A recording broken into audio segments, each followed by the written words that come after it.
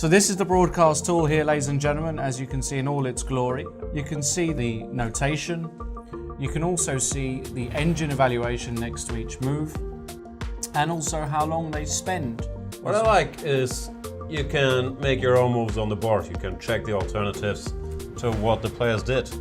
And even for the moves you make, you get the computer evaluation here. Fantastic. I think you get it quicker and better as a premium member, such as yours truly.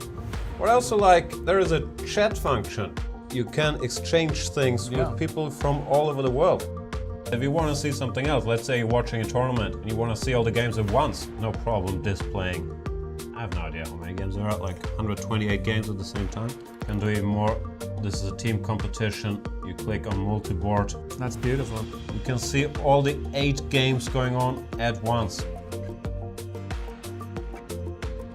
You can see the games and standings, which What we got? I'll click around. Games and standings here. Yeah.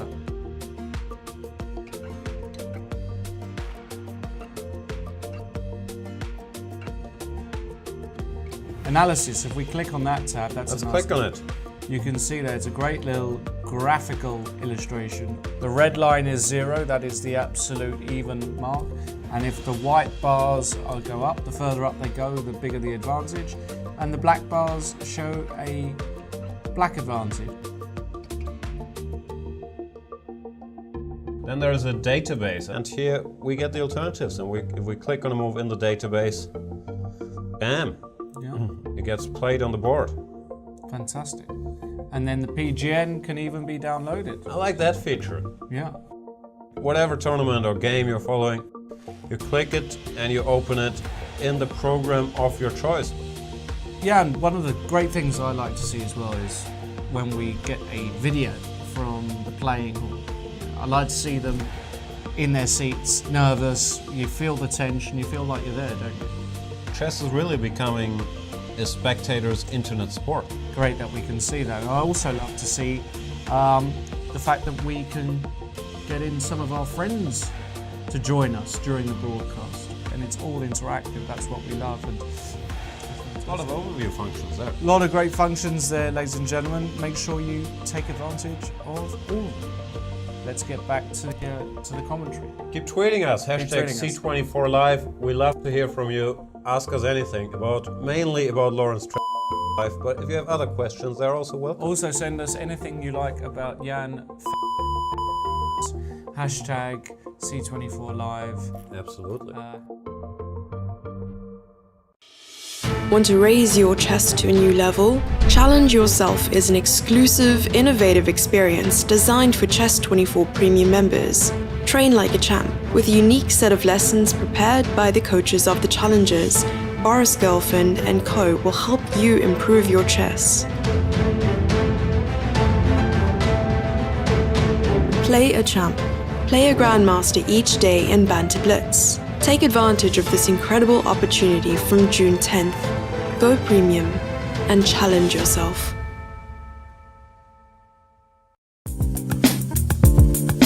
Take your chess to the next level with carefully selected collections featuring some of the best video series from Chess24.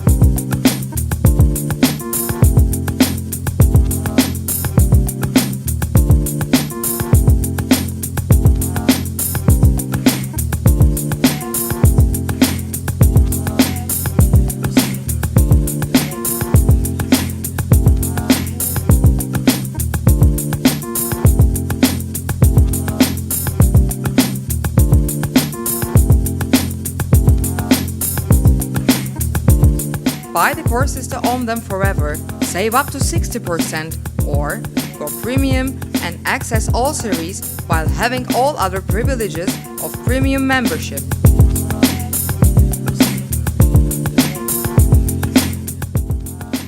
Learn more at chess24.com/deals.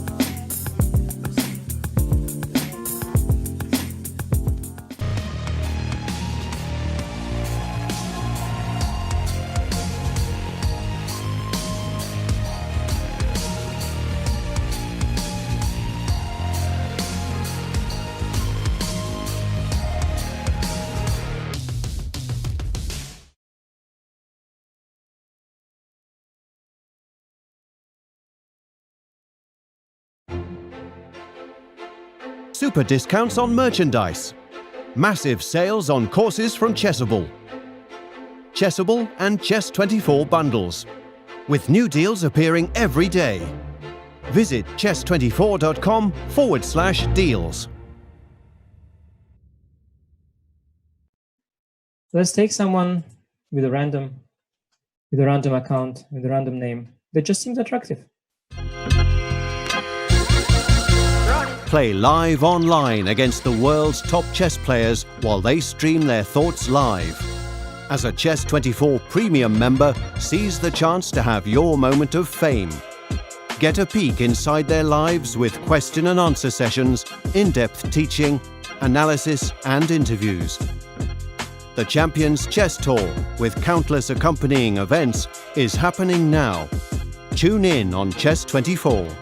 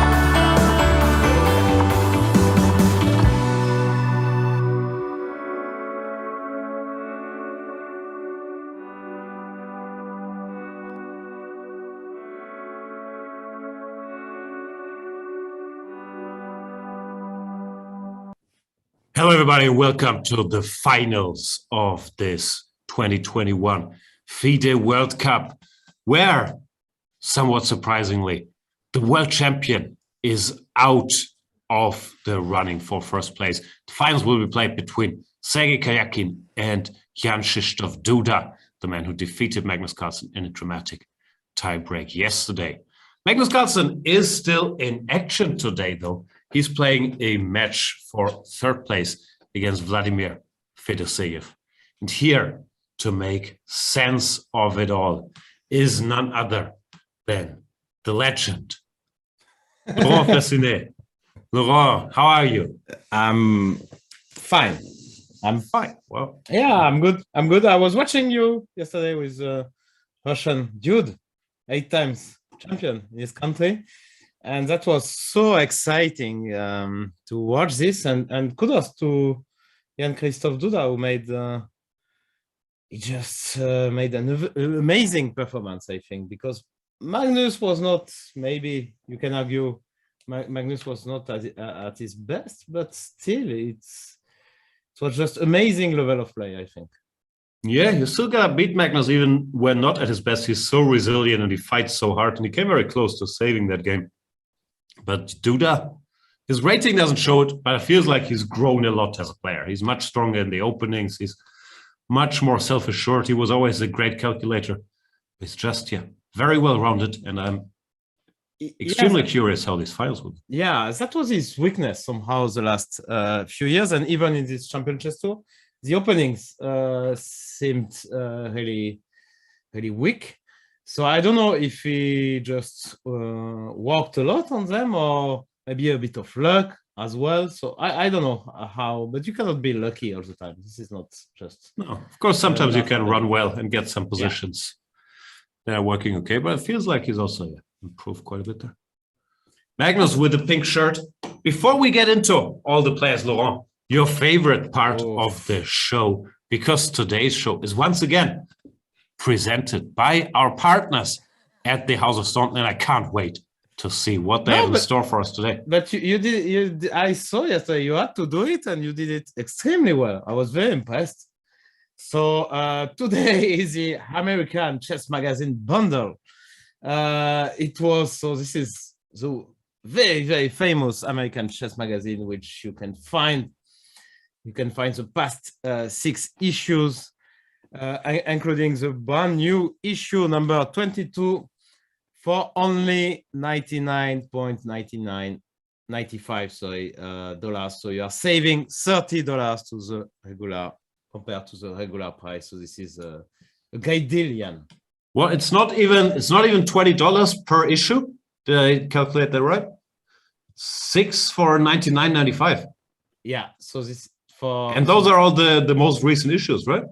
Yeah, exactly. So this is like 6 for less than $18. Inside the Marshall Vault. That sounds like 70. useful information for me. I see it already there. Check that out. And let's check out the games. We got to start with the finals. We are Magnus fanboys here, but this is the finals. Magnus only playing for third place.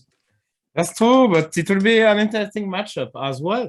And I would say, I don't know if you mentioned it yesterday, but the main loser of yesterday, of course, was Magnus. But I'm not even sure. Maybe it was Fedoseev, because he can't make the World Cup, the candidates anymore. Yeah, we mentioned he cannot make we cannot make the candidates anymore, and so this is really, really bad news for him. Or he would have just a match with Duda for a place, for a spot in the candidates. So let's see how it goes. But I guess Magnus wants some practice anyway. Huh? That's what was the purpose. Of course, he wanted to win, but that was also the purpose of the tournament, to get some practice for later, for November. So yeah, let's see how it goes. But first Karjakin as well, very, very impressive in this tournament. I mean, coming back on demand, like nothing happens all the time. This is just so impressive. I don't know how he does it, and I'm not sure he knows how he does it. He just keeps quite calm and just does it. Wow. I can tell you haven't been here for 2 days. Like you have so many hot takes to spit. Yeah, Karjakin, of course, amazing. Let's see if he has something in store against the Vienna. Bishop b4, bishop takes c4. Once again, this gambit, which Magnus also played against Jan-Krzysztof Duda. Knight takes e4, short castles. And Duda, well, he sticks to his lines. He's a believer, but it can be risky, of course, because people will pinpoint. Oh, rook b8. He invented a movie invented by a Frenchman. Wow. Halkias Fressinet. Halkias Fressinet. This is the 10th time I'm mentioning it. Then I should mention the World Mind Games 2012, right? We'll get there. Queen a4 check played. This is the main line. Magnus played queen e2 here. Slower approach against Duda. But Karjakin returns to the main line. And I'm curious what he wants. Knight to c6 has to be played to cover the bishop. Knight to e5 is threatening to take and then take the bishop. And rook to b8 indirectly defending the bishop on b4. Because if you take here, then this rook will cover it. This position is still well known. Carlsen played rook d1 here against Duda in Wijk aan Zee. When was it? 2019 maybe? Yeah, for sure. There are also lines where you just take the pawn. Pawn to d5, I believe, is a line. Something like this. No, takes. Yeah, exactly. Takes. White is maybe slightly better, but should end peacefully. We'll see what Karjakin wants. Bishop g5 you can do. If you start thinking now, it's kind of... That'd be a bit weird. Rook b8 is the main move. Do you think it's possible that he starts? No. That is out of books? That would be really, really surprising, actually. This is the only line Duda plays. Yeah. And you play the main line. He plays the way he always plays. And then he defends his bishop twice. Rook b8, main move here. a5 is possible, but rook b8 has always been the main line. There's zero chance he's out of book. So it's a bit strange. He's in deep thought. Maybe he can't remember the next move. Yes, that would be really weird for start of the final, but I don't know how. Okay, it's a World Cup final, but still, I think Karjakin is very pragmatic, and he wanted to qualify for the candidates. That's for sure. But now that he's qualified, I'm not sure it will be. We'll see the same Karjakin. But still, it's a final, so I guess he will find some way. Don't you think he wants to win? Would be an amazing story. No, he more or less, well, he's not so active anymore, but then he comes out of, well, not retirement, but out of not being so active and wins the World Cup again. Yeah, but he already won it. And, I think his main challenge is to become a challenger again for a World Championship match. And so the candidates spot, I think, was really the main target. And why not? I mean, he's still young. Why not? I mean, he has good nerves. In candidates, he always did well, actually. Yeah. He was always fighting for the top spot. So why not? Another chance for him. It's very possible. So let's have a look at the world champion, maybe. Wow. Thinking. 3h4. And I would say, okay, it's understandable. He's surprised, but the last and the only time these two played against each other, FIDE and Carlsen, this positional was also on the board. So he shouldn't be too surprised. Because their last game was d4, knight f6, c4, g6, h4. He played c6, and I think he suffered a little bit. I think Soteris is right, and it's actually 5h4. Yeah. Ugh, that destroys my your story. My narrative a bit. Yeah, but it's true. Unfortunately, it was this. But it's a good. Actually, it's good for Magnus. That that he's not thinking when the guy just repeats what he already did against him. But it's a typical FIDE, very active player, very aggressive guy, and not going to be shy against even against Magnus. I mean, he just simply doesn't care. He believes in himself, his openings, his strength, He's standing on the shoulders of giants, following Sam Shankland, who played this against Peter Svidler in this very tournament as well. So h4 is here to stay. The point, of course, is that it makes it harder to play the Grunfeld. Like in these positions, this pawn very quickly joins the fight for the center. And if you go d5 directly after h4, there's no knight to exchange on c3 yet. Yeah. So white can just grab the center here without having to worry about this capture. So it's very much an anti-Grunfeld move. You would not play h4 if your opponent played King's Indian anyway, because of course they can go, let's say bishop g7, knight c3, d6, e4, and you get a King's Indian where you're committed to pawn to h4. But people are arguing it's better to play King's Indian with a pawn on h4 than to play any Grunfeld. Yeah. So I don't know. Let's see what he's obviously surprised. I mean, it's a bit tough because after such a tiebreak he played yesterday, how could he sleep? Could he prepare well? I mean, I'm not sure. Okay, I've never been so far, but I guess after you played for so long and you played such an intense tiebreak, must be so difficult to sit there for the third place the next day. So I don't know. I think he will try to go for something quiet. So I wouldn't be surprised to see something like c6. Or I don't know. It's his normal reaction as well. No, if he's surprised, he's not going to go for the sharpest lines here. But he will try to grab some stake in the center. Then again, c6 could really transpose to the last game where he suffered a bit. So yeah, exactly. I'm not sure. Yeah, But it was something to show. Something like this, and you get some type of exchange Slav where black is committed to g6, bishop g7, white is h4.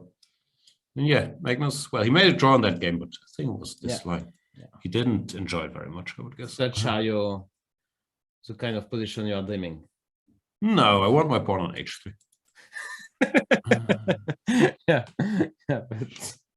Yeah, okay, fair enough. The world champion taking his time here. While Karjakin has played knight takes c6, b takes c, and rook to d1. Amazing idea, very deep move, covering the pawn on d4. And white is not announcing yet which pawn he wants to capture. In some lines he wants to take on a7, which looks very time-consuming. But then, if the queen can return, white will have a passed a pawn, which is a nice asset to work with later on. So Karjakin, yeah. Not surprised by this, but as mentioned, this was already played. Hey to the chat, and Lawrence is with us. h4, knight h5 by Lawrence. Wow, is that in his notes?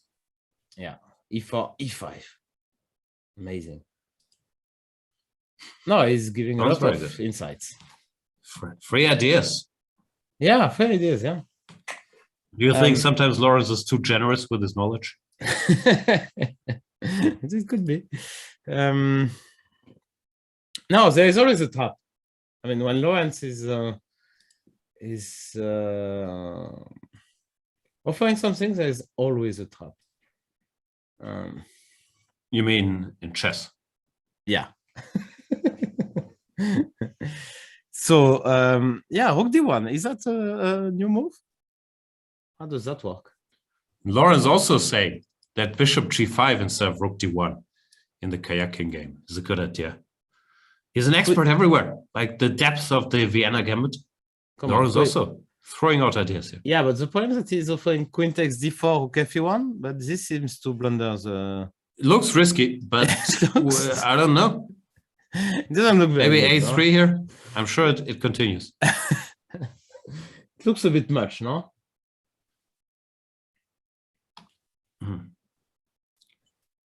Ah, okay.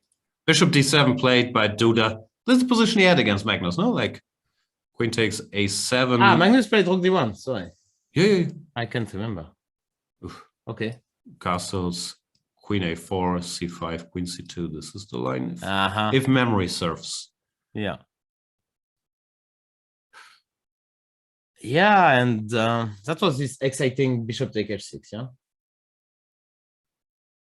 at some point. Yeah. No, it was prep for a while. No, I can't recall the details as usual. Yeah, even Magnus said after that you were showing him. And I remember that was actually true. You were showing him this bishop take h6. I can't remember how. Yeah, he went, mentioned but that on air. I was watching the show. I remember. Wow. I'm always watching your post-game interviews since Vityukov, since you made even in Vityukov German, laugh. yeah. Now that I switched to German, you learn German. Yeah, of You're course. there. I mean, this Plants of Zombie. Now I have a new game. Balloons. I'm shooting balloons. Okay, must be exciting. It's very exciting. LOL is my favorite. What's that? League of Legends. No? League of Legends. LOL. I'm also an expert. LOL. TFT. I wish I would never play those games, but okay. So let's see. It would be a bit weak from Karjakin just to repeat the Magnus game, right? Doesn't sound too. I mean, like it's clear that Duda has some idea in mind, and he wants to improve at some point. Lawrence, I'm not sure what he's referring to. He's saying, saying many moves. Well, Bishop g5 instead of rook d1 in the Karjakin game. Let's just put on board what Lawrence is telling us. He knows. Mr. Dodgy as well. Queen takes d4, rook fe1, not taking on c6. Okay. Okay, but this is just another main line. No, it's not exactly telling tales out of school here. Not sure. Queen takes d4 is a move here. Do Lawrence have Fabi's not? I don't know. And Lawrence, we know you have secrets in the Albans, but the Vienna, this is our territory. Don't tell us about the Vienna. Or do tell us. Anyway, yeah, there are many sharp options here. Also, of course, bishop g5 instead of knight e5 is a whole different can of worms. Wow, you got to fight from Fabi. That's just so exciting. Wow. Actually, I remember I had Did Fabi? Sorry, go ahead. Go ahead with your question. No, I have this instinct to mock Lawrence, but I don't want to because I like Lawrence and I'm happy to have him here. So sometimes I have to hold myself back because I always think it's this dynamic that obviously I'm not trying to hurt his feelings and everyone will understand that, but it might still be a bit abusive. So I apologize, Lawrence. You know I'm thrilled to have you here. Anyway, go ahead. No, just sometimes. Wow, Fabi didn't really send him a file. I was gonna mock him about that, but it wasn't true. No, we had a conversation about Albin a few years ago at a dinner, and he told me some line is very good, and he had a few tricks. But then I checked it, in the evening, and then the next day I come to him with a move, and he told me like, yeah, this is good for white. So this is always about about tricks and about this is good in a practical game. I mean, you have to check, but we're not computers. Did you see this line yesterday? Yeah. This looks suspect, but I was told it's been pioneered by Dubov, who played against Shankland. And they've won the game. Wow. We should respect that. 97. You give a pawn, and then you put a knight on a weird square, blocking your own bishop. What's happening with But I thought you were a bit harsh. I mean, like, it doesn't look that good. I mean, it doesn't look that bad to me. And this is ridiculous 97. Okay, I don't know. To me, it doesn't look that bad to you? For a blitz game or for a rapid game where you need to win, I mean, it was not. I mean, it was a bit later. She did something. Maybe it looked rough. I don't me, know. yeah, I mean, you develop a pieces, you protect your pawn. I mean, it's not that. I mean, like DC here. Okay, you protect your pawn, but you already gave a pawn. Like you could have protected this pawn. Okay. I mean, move earlier. Yeah, like no, E6, but it's okay. I mean, C6, bring pieces out. It's not like you play D F6, let's say. I mean, like, no, of course, it's not trying to lose. I mean, it's a move. You just if white wants to take on d5, then it makes perfect sense. Of course, you don't have to take. That's the problem. Yeah. Anyway, 97. I wasn't aware of this. Maybe. No, we with the didn't do it computer, I'm justice. sure it's incredibly good for white, but I mean, like this for one game surprise, I don't know. I'm not sure. All right. Didn't go well. Yeah, that's true. But yeah, I think it was a bit. This b5 was really wrong, and then a4, and then the position collapsed. But I guess you can play some other moves.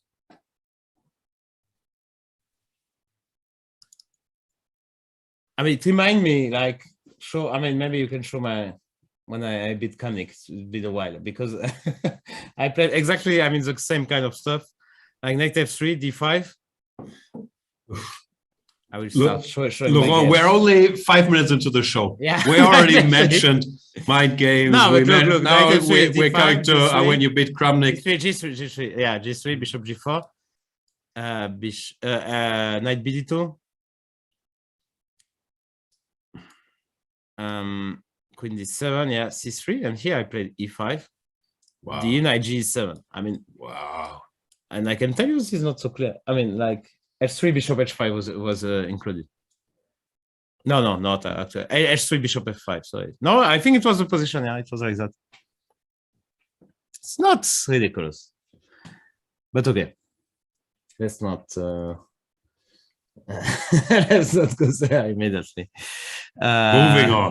Moving on. Magnus Carlsen played King's Indian style. King's Indian. Wow. I do think this is a good reaction. E4 short castles and no.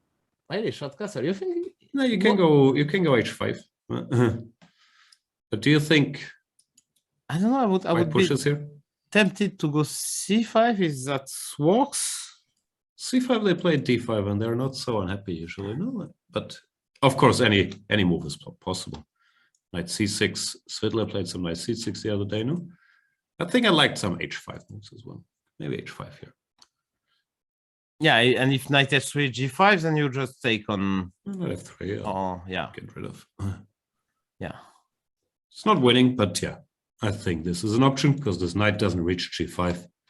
And knight H3 I can also take. So it's possible. Yeah, no, it's interesting. I'm curious to see what will be his next move, but it's a bit like that since the start of the game. So, and we are only at move 5, so this is going to be exciting. That's for sure. Also, I don't understand what Karjakin is doing. He's repeating the Carlsen Duda game in a line that Duda always plays pretty much. And he's in deep thought in the position they had on board. Yeah, maybe he doesn't mind the draw and hold has black. And usually, if he doesn't mind draw, he blitz out the moves and make a draw. No, like I don't know. Yeah, that's really weird prep by Sergey. That's for sure. It's not like he's always playing this line, Duda, but yeah, it's his main line. Yeah, it goes in sometimes, but yeah, you should expect Vienna when you play against Duda. Yeah, that's. He played against Magnus in the semifinals. He played not just Vienna, but that's knight to F6. Yeah. Yeah, you're absolutely right. So this is really, we have to criticize him. And, well, it's not like he's thought an hour. Maybe he's just collecting his thoughts, or there's something bothering him down the stretch. I don't know. But yeah, here, you're supposed to take the pawn. Is that here? Is it here? No, it's not here. I can't remember anything. Yeah, I think it was Rook D1 is a bit weird to me. No. Rook D1 is normal. Okay. Hmm. So what? Yeah, but it's this line. No, you're getting out here. We're not getting out. Well, you have to find a very clever way, to get out. Are you sure you don't? Maybe take and come back. I think. Is it castles? I think it's castles. Yeah, this is it. Bishop D7. That's why I'm surprised. Now it's all making sense. Apologies, I was confused myself because this is the line. Takes Queen A7, Bishop D7, Queen A4. c5. This is how you get this position.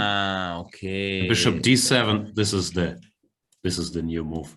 All right, I take it all back. Yeah. Maybe someone can check in the chat. Yeah, but then it all makes sense. Is it a novelty? Bishop d7. Okay, it's such a logical novelty actually. It's arguably the most logical move in the position. I'm also wondering a bit if Karjakin mixed up the moves. Actually, we have to look it up. Because in my not very good memory, I thought it was rook d1 here, and then they castle, and now you take and take. But he took first and then played rook d1. It could be that he mixed up the moves. Because if you start with rook d1 and there's bishop d7, now I'm assuming we have other options, like we take on d7 maybe, or bishop b5. I'm not sure which one it is. If he did mix up the move orders, and it's very weak. That's how it feels like, no? Sorry, but then, yeah, that explains what happened here. Yeah, no, I can definitely take my computer and check it out. I mean, like the games, but yeah, I don't know. No, I also have a very quick look, because yeah, I'm fairly certain that now. Let me just look before I talk more nonsense.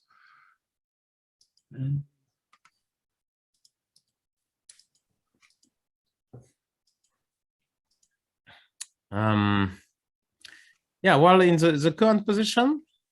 Yeah, no, but so he confused it. Yeah, I think that's what happened, because the Magnus game is rook d1. Okay. Castles, knight c6, bc, queen a7.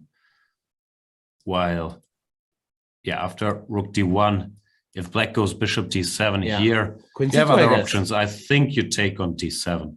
And this was pressure, like knight takes d5 or queen takes d5. And I'm double checking here, but yeah, I think this didn't work for black. So after rook d1, black has to castle, and then you get the line that Karjakin wanted. So yeah, Duda, who is not a beginner in that line, immediately understood the difference, and well, no, he just mixed it up. Yeah, bishop d7. Is it white? It's not. White is equal because he can take on a7. Well, white can make a draw like this. Maybe that's what he's thinking about. Which, yeah, this is what I thought as transposing to the other line, but of course black can make the draw instead of. So maybe if you don't do that, what do you play? Well, you can play for compensation, bishop g5 and so on, but if you mixed up something, it's not the most pleasant spot to be in, no? Castle, bishop e7. 94. Yeah, no, At some maybe. point we take here, no, well, we're not worse. Yeah, okay. Yeah, but yeah. He mixed it up. That explains. It's already tempting, to go for draw, because you just hate yourself when you do such. I mean, it's just so disgusting. To spend some probably his trainer or second, I don't know who is helping him these days, but I guess he spent or they spent a lot of time on this. He probably spent some time checking all the details because he's not a 1d4 player. And now you go to the board, you come to the board and you just play the wrong move order. I mean, this is pretty disgusting. It happened to all of us. It's also a tough feeling for the trainer, I'm sure, no? Like, not, we don't know this feeling, but it must be unpleasant. No?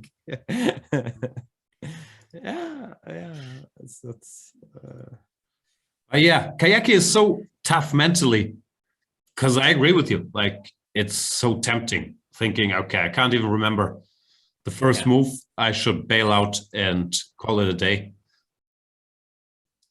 Because it also feels like Duda's in book. He's punished you for your mistake. Now to play some other move is very difficult. If anybody can do it, it's Karjakin. Yeah, that's for sure. Let's see, bishop g5, bishop e7. So that's your, I mean, it's probably what he's considering actually. I mean, I don't see any other decent moves than bishop g5. I mean, to be honest, this is the only a3, bishop e7. We're not gaining anything much. No. This looks bishop g5, bishop e7. Yeah. Now maybe that's the point, yeah. And now you cannot. I mean, you can take on a7. It's a draw. I'm threatening more rook b4 maybe already. Yeah. Well, Yeah, computer is showing b3. Yeah. You don't play this without b3 castle. knowing. Also rook b4. Now you queen a5. I don't know this. Yeah, this doesn't look easy to me. Yeah, but bishop g5, bishop b7, b3 castle. You don't take back the pawn. No, exactly. I mean, I don't think Sergey. Computer just wants to make some move, but this is not what Karjakin has in mind either. With the queen so shaky. Yeah, and also best case scenario, you are very, very, very slightly better. Worst case scenario, you are just You're lost. Yeah. you lost a pawn. I mean, for nothing. So yeah, I think he's gonna take. That's what. Yeah. So we have only one game running because the women event has been won by the Parisian Alexandra Kostyniuk. So Yeah, another French victory. Yeah, Congrats. she speaks perfect French, so That counts. that's we take it. We take it. Great days.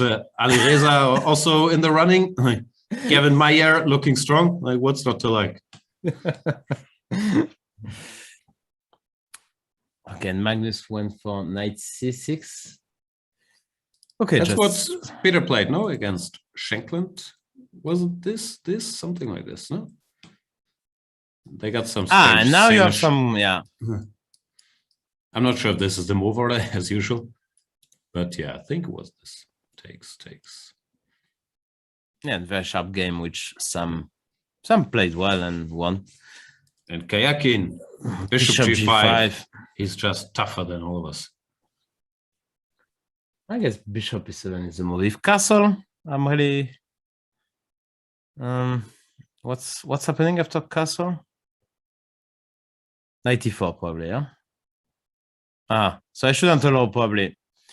I don't know, it's also not horrible, but here white looks safe at least. Yeah, 94, because I bishop take. E7 takes, and if bishop I could takes. even go, yeah, b3 first, and knight c5 Okay, might come. This is gone. This is here. At least it doesn't look like white could be worse. Even though even this you have to. It's easy to. You always have to calculate, but yeah, should. Yeah, c is good for white. No, bishop e7 will come. H6 might make sense as well. It's asking for. You take. Can I take like this would be. Take with the queen, no? 94, or do I take on a7? No, this. Okay, the computer says 94 is a bad idea. I switched it off so we can share our own deep thoughts. Yeah, here I wanted to take it. It says it's okay, but it's so hard to evaluate all these things, like when you can go for these robberies, when you can't. Yeah, exactly. Yeah, castle, queen c7. I was hoping that something would happen, but in the chat, why h6 anyway? There's still some debate about this line. Rook b8. Yeah, there are options for white. Knight takes c6, b takes c, queen c6, bishop d7, queen f3. I'm sure this has been played a bit, but this is considered to be pretty much nothing if black knows what to do. These lines with d5, I guess it exists here too, but in general, they are at the highest level considered to be more or less a draw offer. Like white is somewhat better on paper, but black players have figured out how to hold these. I guess there are some games there as well. And then there's the more specific tries, and this rook to d1 as played by Magnus. It's very ambitious because white is trying to grab the a7 pawn, not the c6 pawn. So yeah, I'm pretty sure this is what Team Karjakin had prepared. As mentioned, this is the game Carlsen Duda, where I'm sure Duda was ready for. It's very complicated, but it's a serious try for an advantage. But instead, the move order got mixed up, and he started with knight takes c6, now played rook d1, probably thinking they would transpose to this position. But Duda spotted the difference, went bishop d7, when after takes, the queen can be eternally chased, so it leads to draw. Therefore, in order to continue the game, Karjakin now to play bishop g5, sort of switching plans maybe postponing taking on e7. Well, it looks to us like bishop e7 is the way to go. Yeah, and probably Duda knows that it's nothing, but he doesn't know the exact move here. So at least Karjakin managed to put him out of book.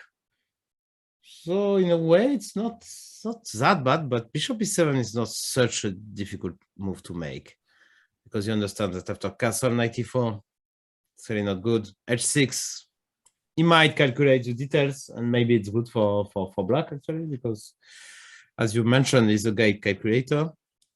So I think he's hesitating between h6 and bishop e7. Well, I'm not sure what you gain after h6, bishop h4, by the way. Yeah, it's very unclear to me. Theoretically, you have this option, but it's usually not really there. Could be in some line of knight e4, you have g5, but I agree. It looks doable as well. Yeah, so bishop e7 is really the move we're expecting here. Yeah, and as you explained, Duda probably, well, he played bishop d7 so quickly, he knew this was the wrong move order, and that the computer says whatever it says. Equal after bishop d7, but then you don't go into the details there, yeah? Because you have enough trouble looking at the serious tries, and here you know you're equal and you take it from here. So the plus for Karjakin is Duda thinking now as well. Yeah, but the position is not that sharp, and it's not really difficult. Let's push a bit. Let's see if it's really something. Bishop e7, so like what was b3, and now if B3 I just castle, I just want knight d5 next. I mean, and I want to liquidate everything. Yeah, computer was doing nothing, no? Let's see one. And knight d5, you just take on e7, queen e7. I guess we played for... And bishop d5 and queen a7, right? Or take directly, can I do that? Okay, I go okay. Queen Yeah. c5. Takes. Ah, Bishop is hanging. yeah.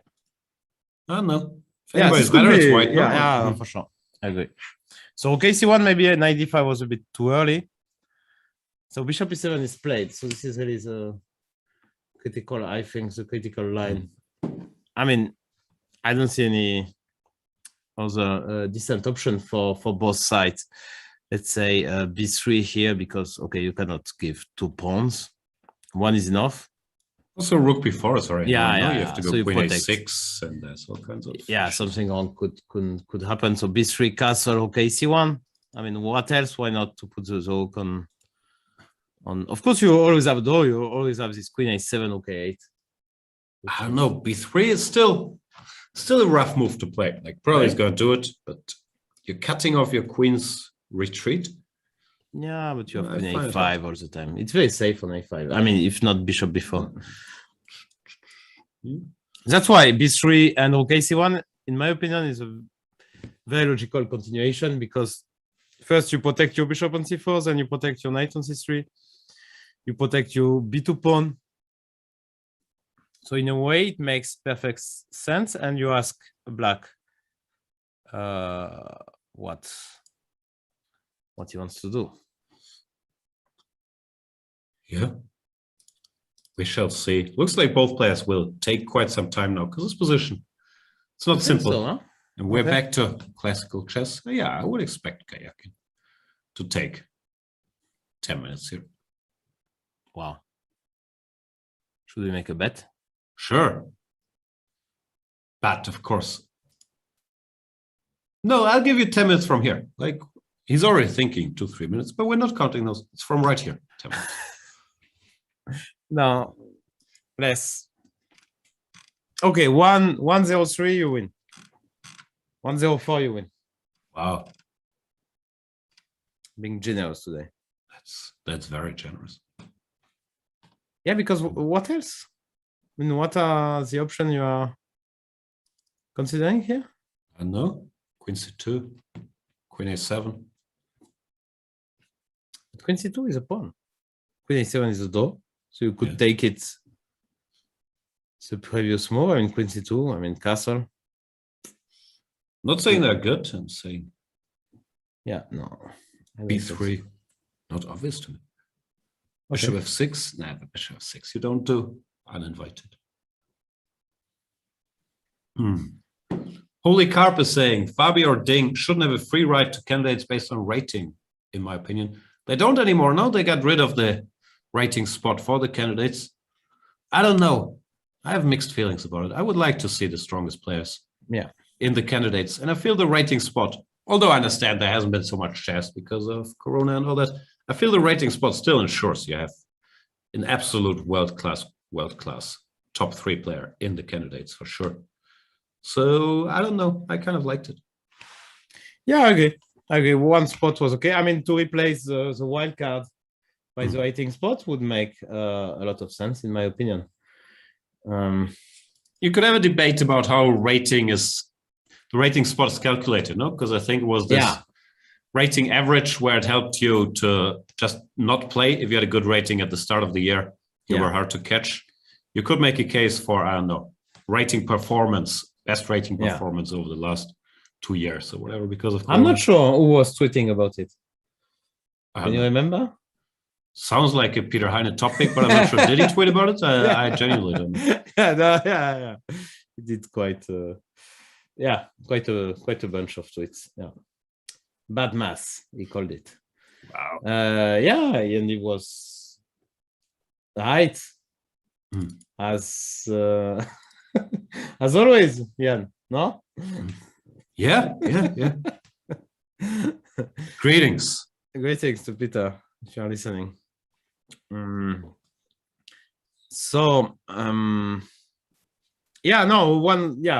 could argue about the old rating spot system was terrible. It was it rewarded not playing chess, says Mr. Dodgy with Team PH.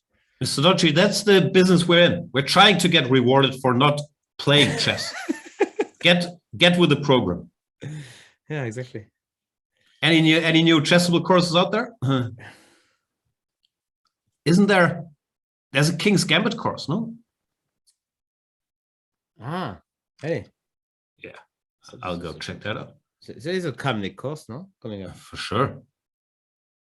So now Kamnik course is already out according to Sotiris. So this is just brilliant. Wow. Okay, I lied. I of course already have the King's Gambit course. King's Gambit by Nepo. Yeah. I thought this was a joke actually. What? You think the King's Gambit is a joke? No, of course not. Wow. It's a great opening.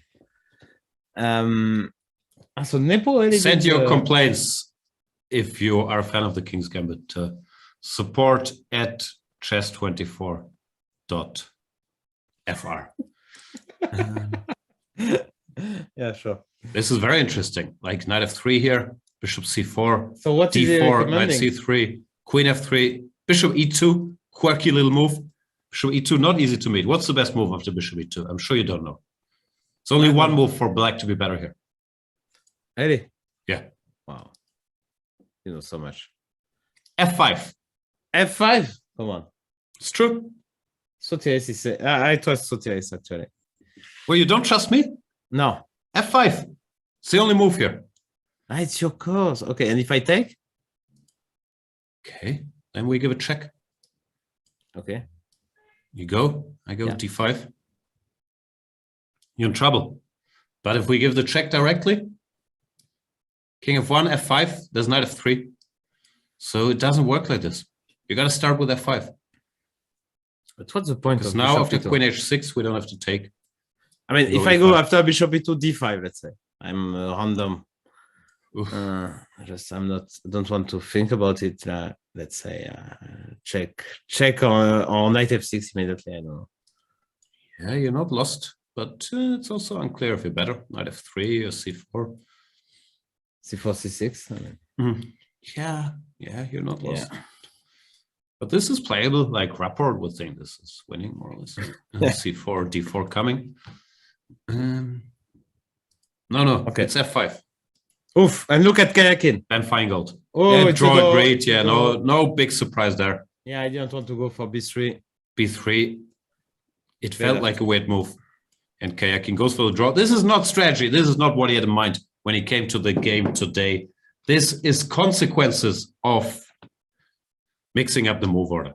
Like, he wanted to play this line, rook d1, when bishop d7 is bad because of knight takes d7, and short castles, you get this position, which we've been talking about. But he mixed it up. He started with knight takes c6, b takes c, rook d1, and Duda, very alert, probably knew this, went for bishop d7 immediately. When now queen takes a7, you don't castle, but you go rook a8, you chase the queen around forever. Karjakin motivated himself for one move to not do this, went bishop g5, bishop e7, but here he couldn't pull the trigger and continue the game.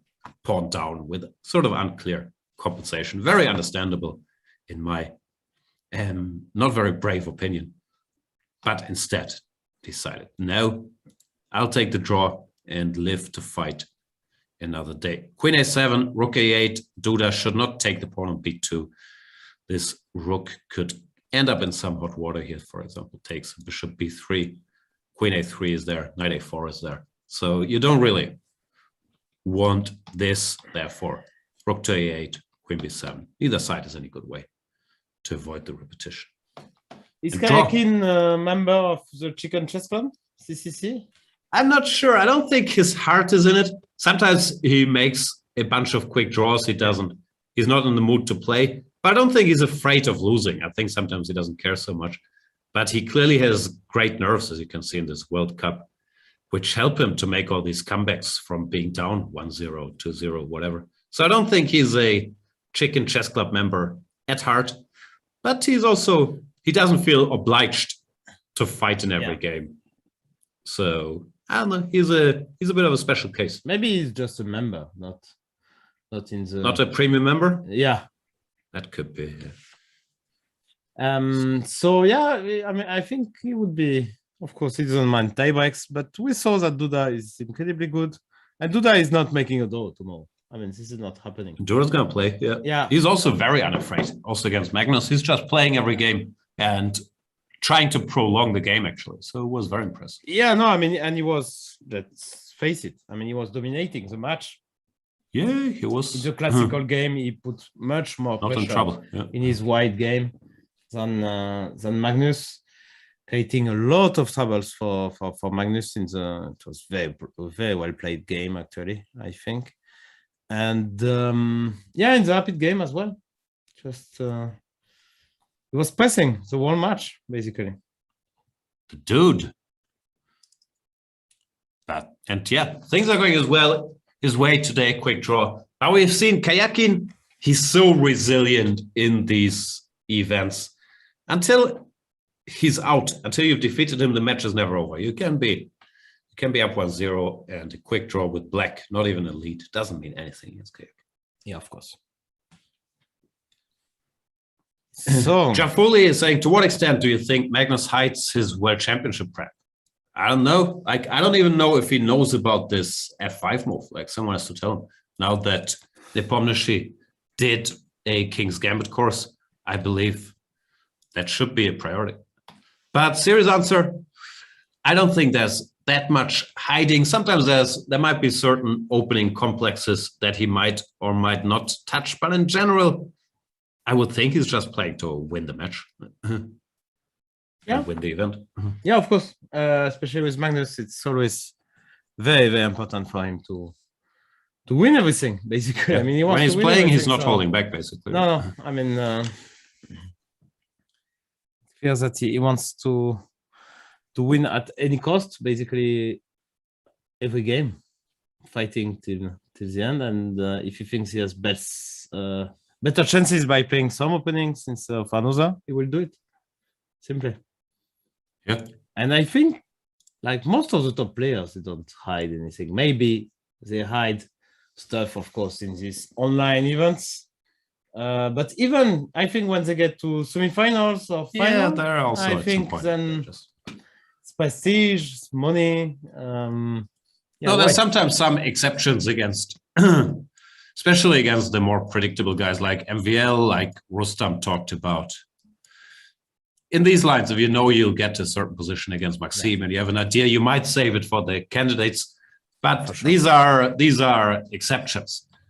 And also, I think most top players, they have their databases with files on stuff, and they have their helpers, and they will decide either the night before the match, or sometimes you can plan longer, some days before. I'll play this and that, but it's usually not, no, I can't touch this. We're hiding this for that.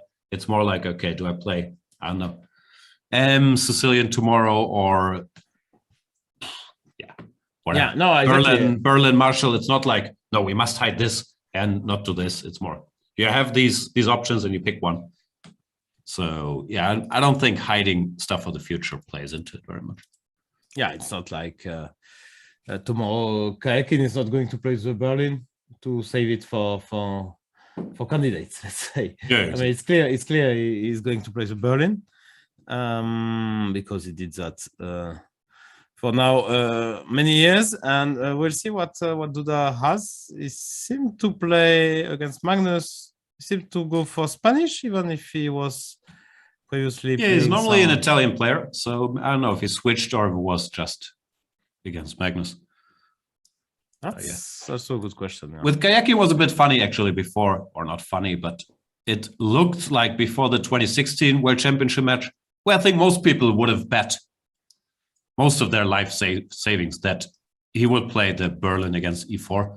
But then in the tournaments before the event, he started playing the Sicilian. So he did that to some extent, but it didn't feel like, it was an effort to master the Sicilian.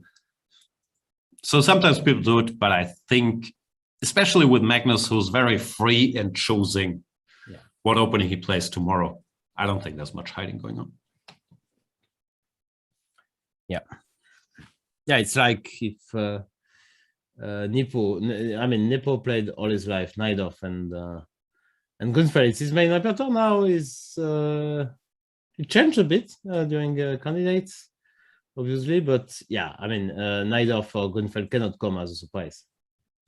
This is simply not possible. Yeah, no, it's always an interesting game, because you can also always talk yourself into, is he playing something because he wants to hide his real weapon, or is he playing his real weapon because he wants people to think it's not his real weapon? So you can always go at one bluff level further, and then if you're on level 1 or 2 or 3 or 4 or 5 or 6 or 7, it becomes anybody's guess in the end. Yeah, exactly. So there's no point driving yourself too crazy with it. Yeah. But as I said, with Magnus, he can play a lot of openings, so it's not like he's hiding one complex to play another.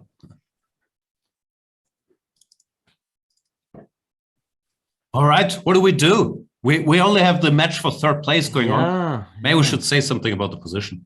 Yeah, let's go. A what? D5 played. It takes the knight. Knight goes to the center. We shouldn't chase it further, because then we'll go here. Yeah, it's bad. So bishop f4 looks a bit strange to my eyes. I know he starts with bishop e2. Now Magnus plays h5, which looks logical, stopping h5, making sure f4 just never happens because of knight g4. Bishop f4 looks random. It looks incredible. I mean, the game. Like, do you want to take here? This move is very strange to me. Like knight f3, knight h3, bishop e3, bishop g5. All these moves look more normal to me than bishop f4. That's just, Not saying it's bad. It just looks, unfamiliar to me. You really want to take that? Does he really want to do that? No, I don't think so. That's why. I think he wants to go queen d2 or something. Yeah. He's saying f4 is a better square than e3 or g5. Because I'm not allowing any... Yeah, bishop e3, some knight g4. Maybe. Yeah, but let's go... I would be tempted to go c6 or something like that. Yeah, I agree. Yes, I want queen b6, maybe cd as well. I don't know. CD. What should I start with? CD, maybe? Do you want to commit to CD already? I'm not sure. Because I'm curious to see how you take with e-pawn. I don't know. Yeah, no, I can just castle. Let's castle. Yeah, I'm not sure who benefits from the exchange. Let's keep it simple. No, let's not take. Let's castle. And how do you mate me? I don't know. It feels like if we castle, we get mated. No. Queen a5, bishop d7, rook c8, yeah. b5, b4. So you can't do Disaster. that. Disaster King for goes here. white. No, I mean, like, now it's just very Safer on g1 still. No?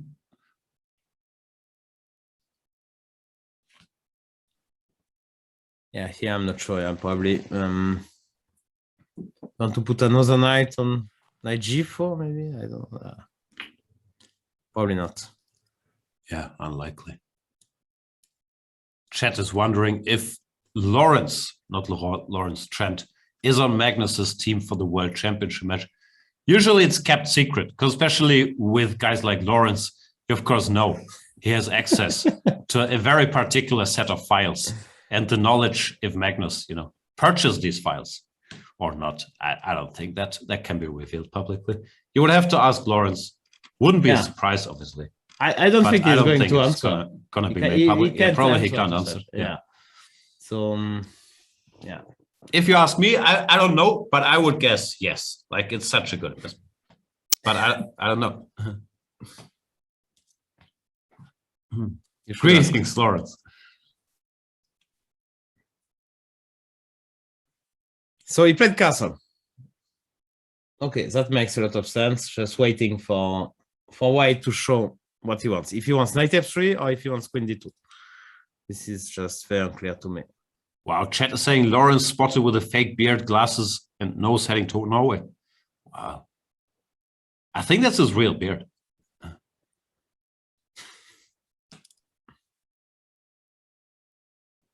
What would you do here? Queen d2, knight f3? What else, actually? I don't know. I'm way too scared to ever even think about kingside castles. So I would want to get the knight out and then bring my king over here. Knight h3, do you take? Of course. You take, yeah. No, I don't think I like this. GH looks too stupid. Yeah. And here, I don't know, feels like black has achieved a lot already. I think it's great for black. Yeah. Queen b6, cd, rook to c8, then so easy play to play. cd, rook knight c4, could go wrong for white so easily. I agree. So probably you have to go knight f3. Oh, I mean, queen d2, just keeping the options. I don't want to. I mean, there's no panic. I mean, like the center is closed. A lot of panic. Yeah, a lot of panic. Okay, now it's not clear to me if I should take or you go somewhere. Yeah, exactly. Probably. I'm not sure. It's also not clear to me how I should recapture. Especially f3, then you can do this with tempo, but it's still. Yeah, this is probably how we'll play. But I'm a member of the CCC. I would do this and then castle here. I'm not sure if I'm better. I don't think I'm worse, at least. Yeah, probably not worse. Yeah, you have more space. Yeah. Of course, you gave these dark squares, but okay, cannot be that bad.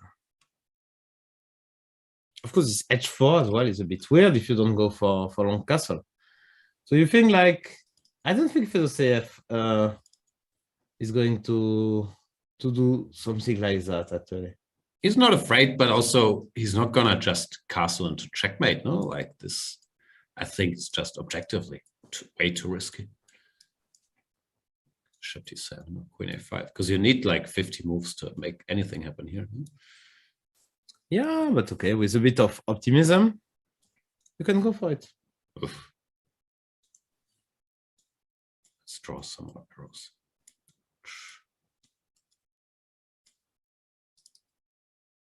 I don't know. As I said, this bishop f4 already looked strange to me, so I'm not sure. Is he considering to take here and then argue this bishop is locked up? Take knight f3.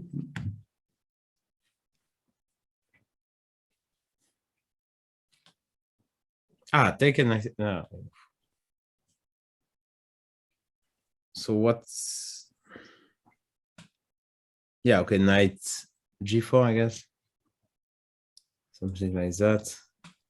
Yeah, I don't know what this is. Yeah, a6. Yeah, maybe. Strange position. But with two bishops should be quite okay for black. I mean, even if not better than that. But also, when you take on e5, pawn takes e5, knight f3, you are not really. I don't think you are trying to take on e5. No, I don't want to take. I just want to stabilize. Yeah, and so okay, so leave I this can bishop. start with my e6 or c6 stuff. Yeah, no, I'm casting. I just take cd, maybe knight to d6. Actually, Yeah. No, I'm not arguing white is winning. I'm just wondering if it's an option. I don't think he wants to do that. I mean. Fedos, what can you tell us about Mr. Vladimir Fedoseev? Well, I played him when he was 2014, I think. He was really young.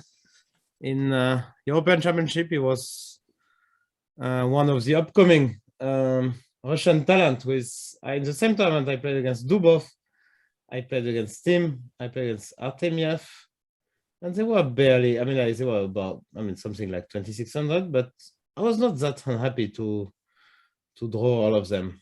It was clear that sorry, I mean that was kind of okay because it was clear that they will become very good.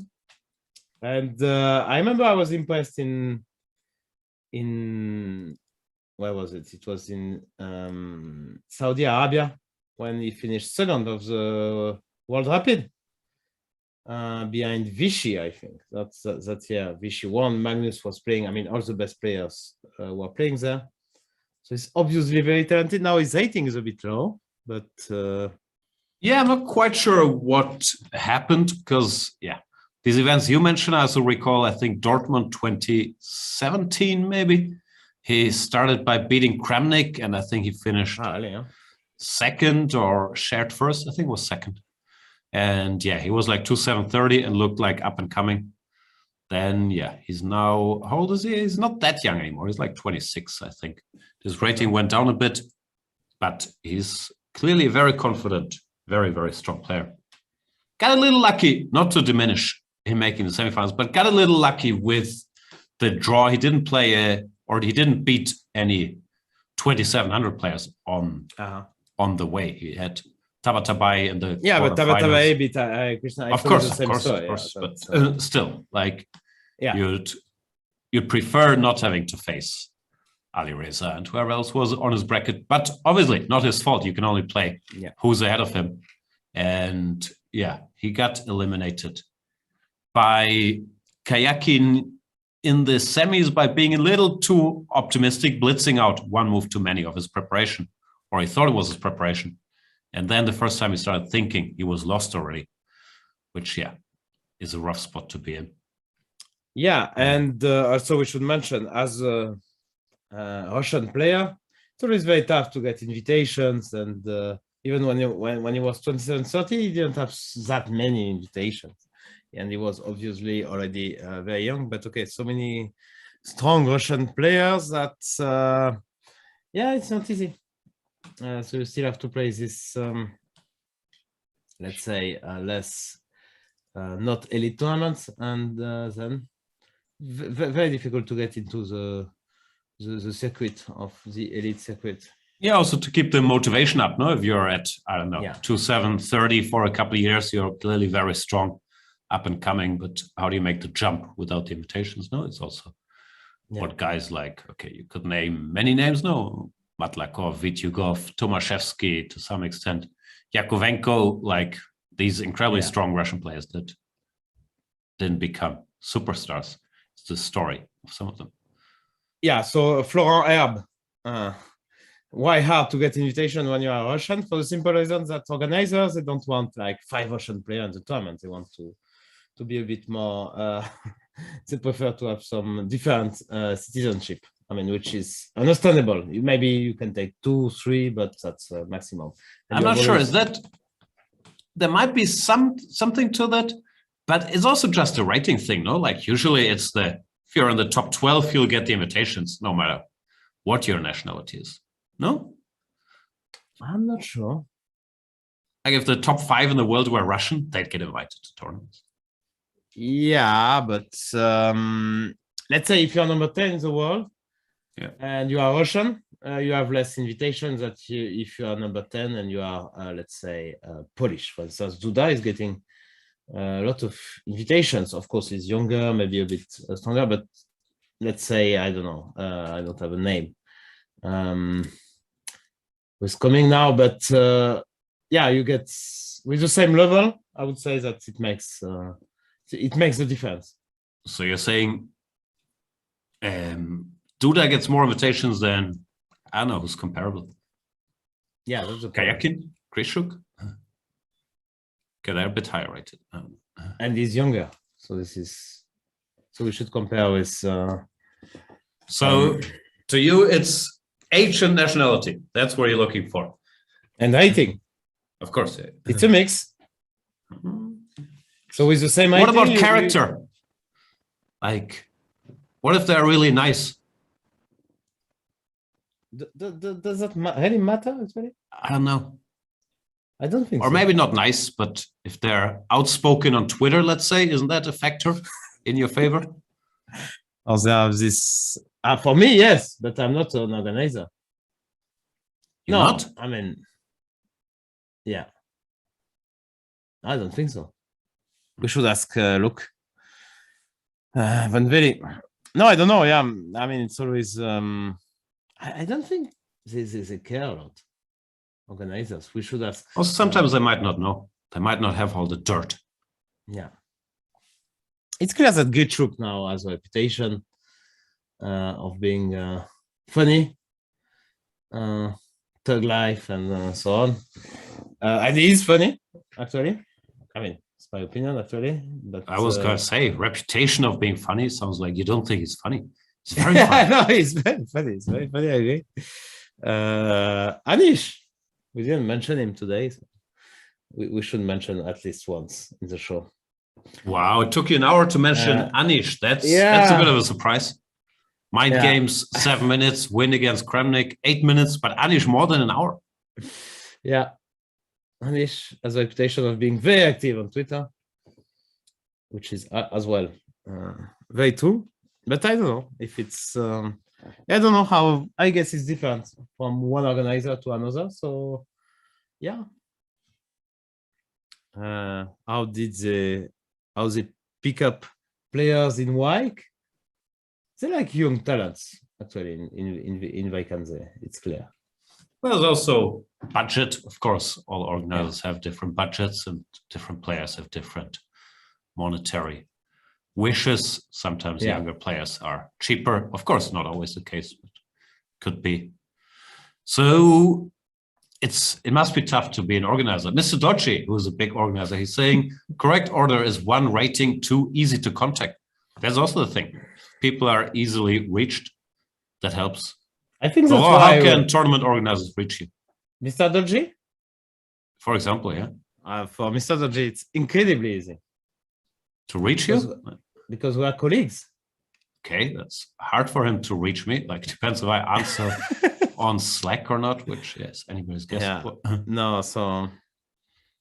No, it's just... I'm not sure he asked last time. I mean, just put me on the list and then... See, so that was easy to reach. Okay, he can just tell you to play. He doesn't even have to. Yeah, he just you're on the list. That's it. Yeah, I have a trailer, and we go ahead. Yeah. So let's talk about some chess because a lot of things. We have only one game, but a lot of stuff have happened. And G takes F3. I told you. No, I mentioned I would play Bishop F3 because I'm a chicken, but GF looks more ambitious.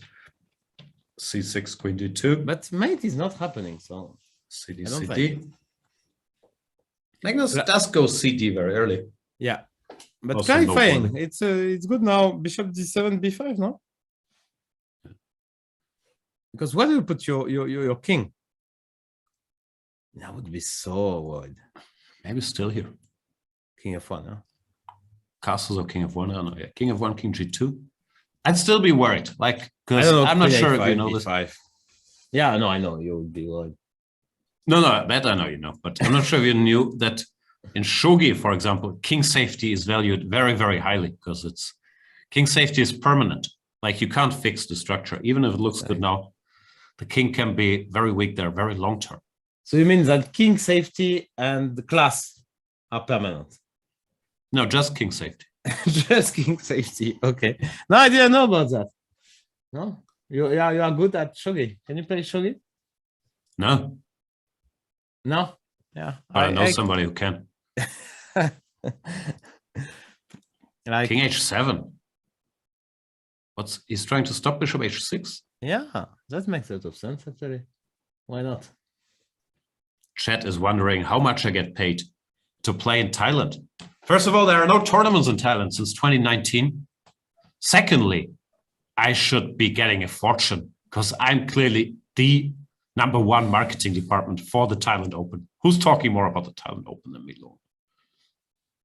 Yeah. No one. No one. No, that's true. You almost convinced me actually to go there. As if I had to convince you to go to Thailand. Yeah, but to go to Thailand to play chess. That's true. Which sounds incredibly stupid, but yeah, no, it's a good opportunity to go there, of course. Yeah. So King h7 makes a lot of sense because you want to keep that bishop. I mean, on g7, which is a monster. So you want to stop bishop h6, and the only way to I mean, like, it would be nice for white to have a knight on g5 and to get rid of this king on h7 to win some tempo, but this is simply not happening. So king h7 is a clever move. It looks very clever. And asking white as well, where do you want to put your king? So do you want to castle short, to castle long, to play king f1? That's a big question actually. And then to organize the counterplay in according to the location, to the king location, because king safety is one of the most important thing in chess according to the method. You know about shogi, I know about the Dorfman method. Yeah, according to I think king safety is #1. It's number one criteria, because checkmate is the goal of the game. So Yeah. it makes a lot of sense. Yeah. No, check out the method in chess. I enjoyed that course. So much food for thought. Yeah, that's true. And you can go premium with. You saw the tweet of Mr. Dodgy, huh? When I start talking about premium, no? Did you see it, Jan? No. You didn't see it. Wow. That was amazing. Wow, Peter Darby in the chat. He's backstabbing me in the same sentence. He's saying, Jan is definitely our best marketer along with Nigel Short. Which one is it? Who's your best marketer? Definitely, and then along with someone? Very hurtful. I'm still coming. Yeah, okay. So if you go premium, you have a promo code. Jan, what is the promo code? Flash sale? No. Challenge yourself, 25% discount. Go ahead, and you have access to unlimited. You have unlimited access to all the video series, and of course, banter blitzes. So, what should we do here? Let's see what Fedosiev is not going to do, because I don't think you will guess a move here. King f1. Yeah, It's what's the king looks much safer here than on b1. I agree. Like, I'm not sure if castles or king of 1 is better. Like castles, of course, this pawn is unprotected, but I'm not sure if you can attack it. Well, yeah, king of 1, king g2 is 2 moves, but you probably want to go king g2 anyway. Yeah, because the rook on f1 is just not. Yeah, it's no, completely can go misplaced. anywhere from h1. Yeah. No, king f1. I agree with All this right. logic. So king f1, and now can I go for some sharp, let's say 97, 95, f5 then? On 97, 95, f5. I like this actually. So aggressive. King g2, f5? 95 and f5. If you don't have b4, I don't know. Kick if you you, have no? b4. Go away. Okay, then I go Queen A5 first. But then you will play Rook AB1, yeah? So many moves you're trying No. to make at once.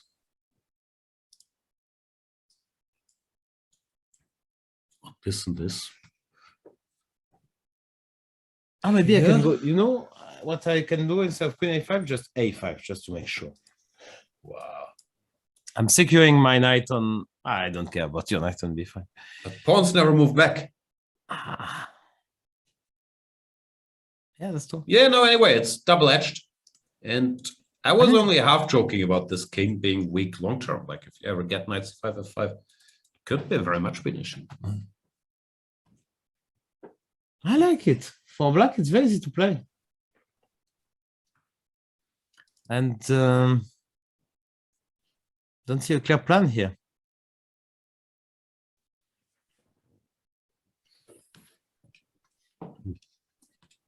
So what do you want to promote? I would, because I can't recall. What's the deal of the day? There were also some questions in the chat by the House of Stone. It's the AMC? Yeah, American ACM. chess. It's the ACM. ACM. Bundle. The past 6 issues, including the brand new issue number 22. Go ahead and you save $30. It's less than $100 by now. And of course, you can visit the website houseofstaunton.com. But we should make clear there is a limit. There's no more than 20 American Chess Magazine bundles. How many bundles do you think they have? You can't just go there and order 25 American Chess Magazine bundles at once.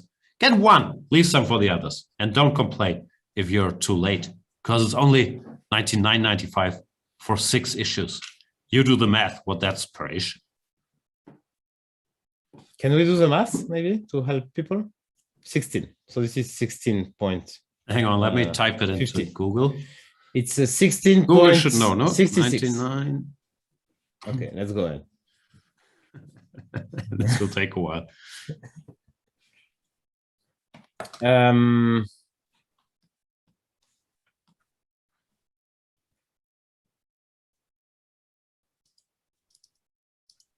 Danju is asking us, please, gentlemen, where is the important game of Karjakin and Duda? That was an important game, but that was a quick draw where Sergey Karjakin just mixed up the move order and I think quite wisely decided, okay, let's call it a day. It's only a draw as white. It's not a disaster. Yeah, for the late arrivals, we can maybe show. Karjakin wanted to play this critical line with rook to d1 here.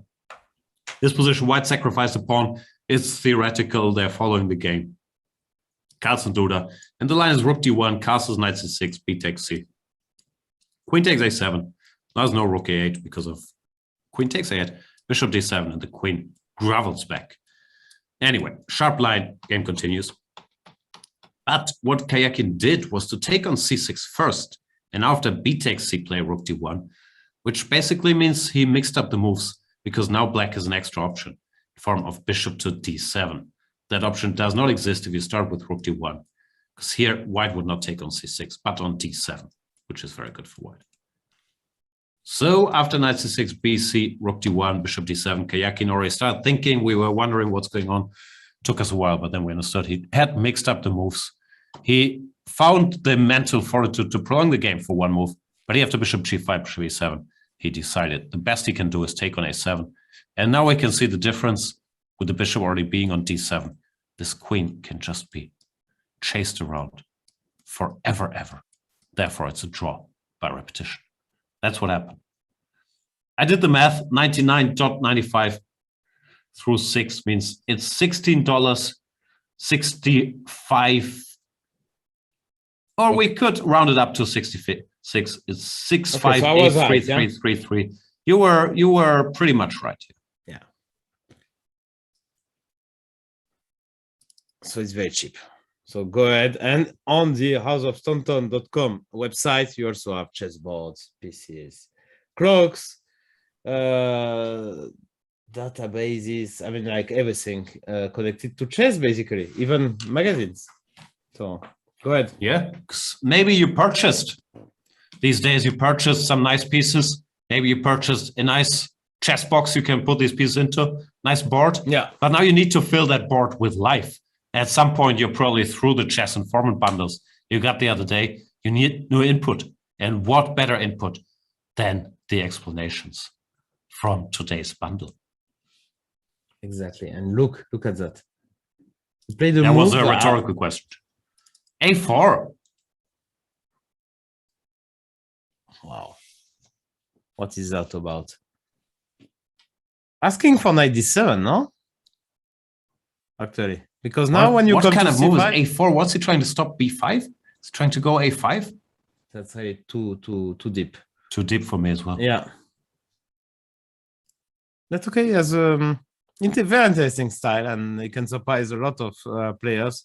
You mentioned he beat Koenig in Dortmund. I'm not really surprised. I mean, because not afraid, playing very creative chess can happen. But here, I think that's Magnus. I don't know. Who knows? He's just ambitious. Yeah? He's trying to control the whole board. So what's going on after knight d7? You just want to go a5, yeah? I think so, yeah. Wow. Then maybe rook A3. Knight c5, okay, 3. Take all the squares. Wow. Amazing It's concept. very ambitious. It's incredibly ambitious. And if I go myself after a4, a5, what actually I wanted to... Then maybe you can... No, it's knight on f6. Yeah, I don't like this move, but I'm also... Yeah, maybe it's good. Just feels so static. Because you can still go along castle. Yeah, you can still even... do it. I will do my stuff, and I was anyway planning to do it, so that's good. Yeah, there's still... I still don't trust his long castles. I'd still be worried. Bishop d7, Yeah. b5. I'm not sure if we can get a grip here. No. Looks way too risky to me. Very brazen. So what could be his idea after a5? Actually, No, I don't think Magnus will play a5. Maybe he will. He likes clarity. Yeah, but I'm not sure it looks like a Magnus move. No, I agree.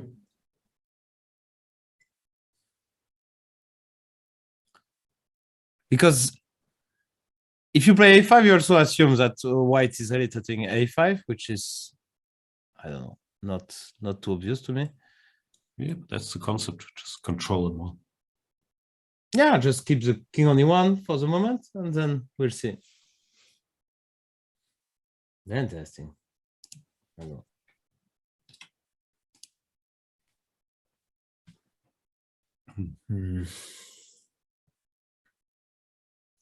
Machine is saying b6, but yeah. That looks very weird to me. No, might be good. Stops Yeah. a5, prepares the usual, but yeah, it's not an obvious move to make either. We can No, just- it's also not committing because you keep the idea to go a6. So go a6, b5. Yeah, so it's much less. Actually, it's not committing at all.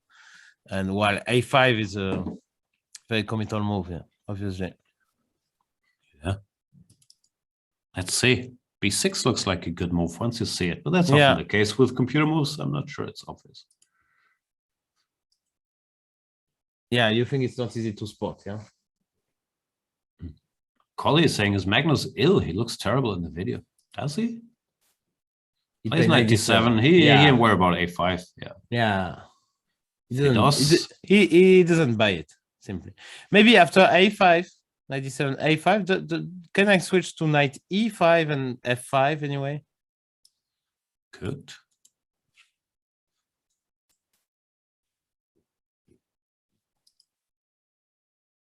Yeah, computer's also giving a6 followed by b6, which also makes some sense. f5? What's f5? You take No, it. I want knight e5. I want to take with the Yeah, bishop. I understand. Just trying. F5, yeah. Rook takes, bishop d3, that I Yeah, it looks ugly. Yeah. Well, it's ugly but maybe for I have a both sides. small trick actually. If bishop d3, knight e5. Wow. That's important. Mhm. Yeah, I don't know if Magnus is ill.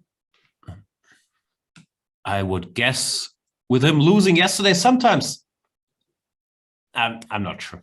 Sometimes it's like, yeah, if something is over, then the tension falls off from your body and it reacts. But this is just speculation. I'm also not sure if he thinks it's over since he lost in the semifinals, or if he thinks there's still more chess to play. Usually when he plays chess, he's always trying to just crush, no, even if it's not for first place. I think the world champion in a tournament chess game, yeah, he's gonna try. He doesn't look that ill to me. No, actually not at all.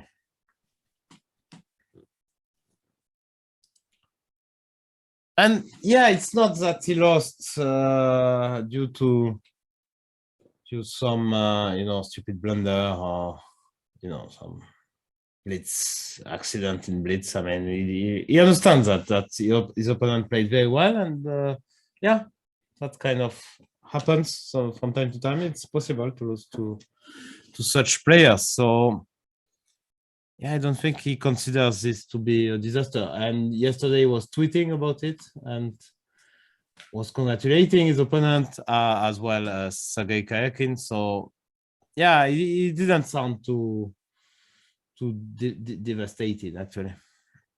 And what did Fedosiev play? He played a5, of course. That was logical. That's his plan.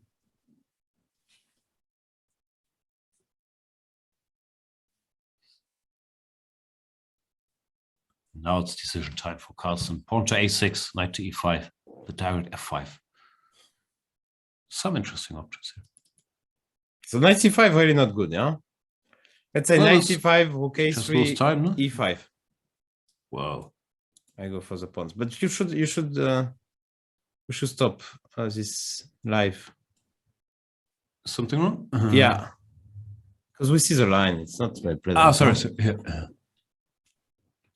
Yeah, that's great. We are the same. Yeah, when we see one line, then yeah, it's hard not to jump on it. Yeah, is that so? Let me trick you a bit. Wow. But okay, no, maybe it's not so clear. I just closed my bishop. I don't like this e5 move. Yeah, okay, no. I always underestimate the counterplay. I would think white is just better here. Actually, 3, b4. Yeah. No, I wanted f5, of course, but yes, and bishop g5 and b4. Yeah. I think you're right. Still so many different options. I like this f5 now that I saw this knight e5 trick. Of course, rook takes f5 is still a little clumsy to play. But how does white use it? Knight e4? But probably it's nothing. It's just one check on g5, right? Yeah, no, knight e5, I guess.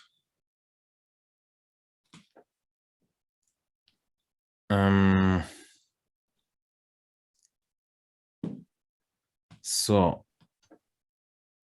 yeah, knight g5, king g8, bishop e3, and I want f4.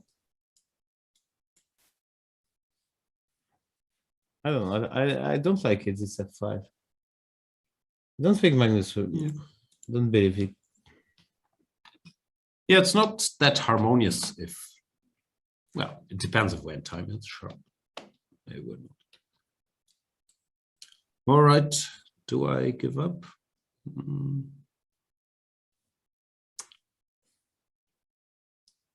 How bad is it? F4.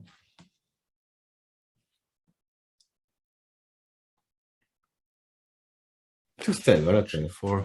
Wow, terrible. Oh, the g5 is only move, no? No, not a 7. Because bishop d3? G5. But you have rook tactics. Rook Yeah? d5, bishop c4. Yeah, it's not, so it's just not the take, greatest yeah. of tactics. Yeah. Of course, you can always give Well, an exchange and have some play. No, Yeah? I have to. Yeah. I'm okay. Oh, Yeah. Not so clear, but Yeah, I agree. let's see what Magnus does. I think I agree that f5 is too committal for his taste here, or too bad for his taste. It's probably a better word.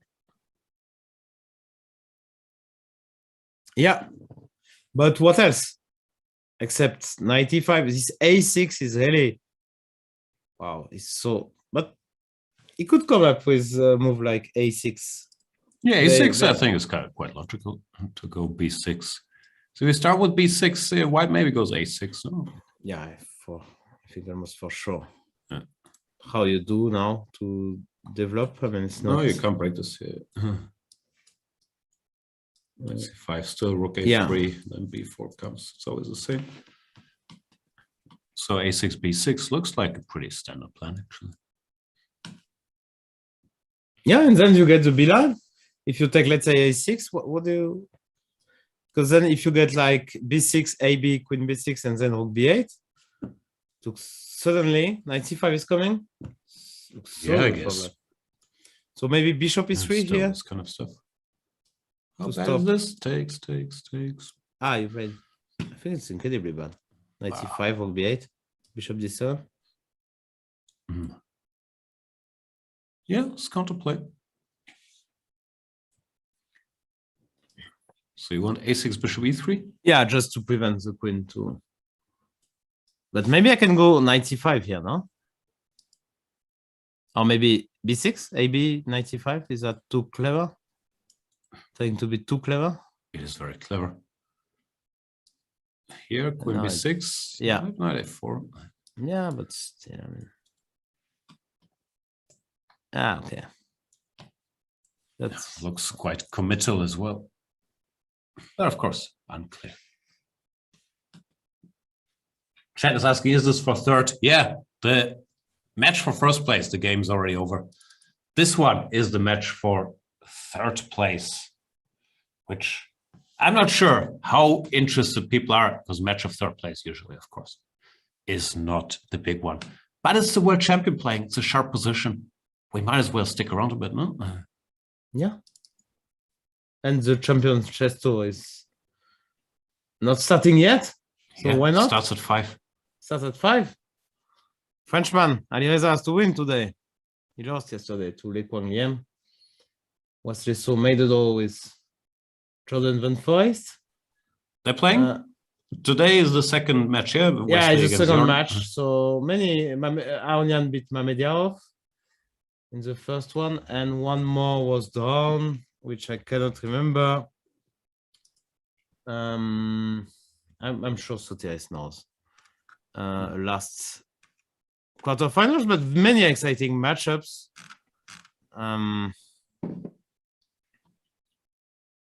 Yeah, this is probably easy to find.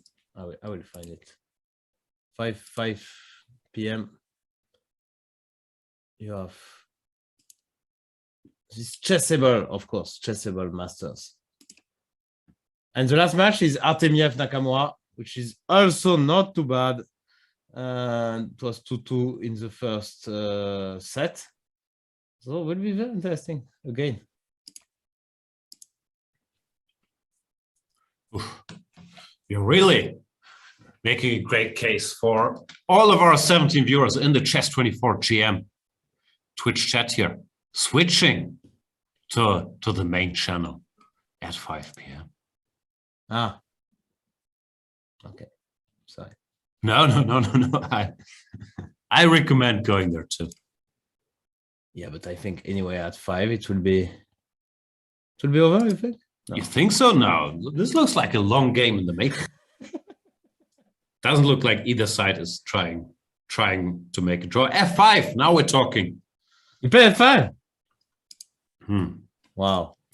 See, I respect you too much. When you said Magnus is not going to play F5, I immediately discounted it.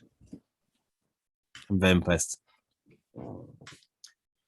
Little Chestnut saying, why do we have long games instead of blitz, Jan Gustafsson? You mean general or today?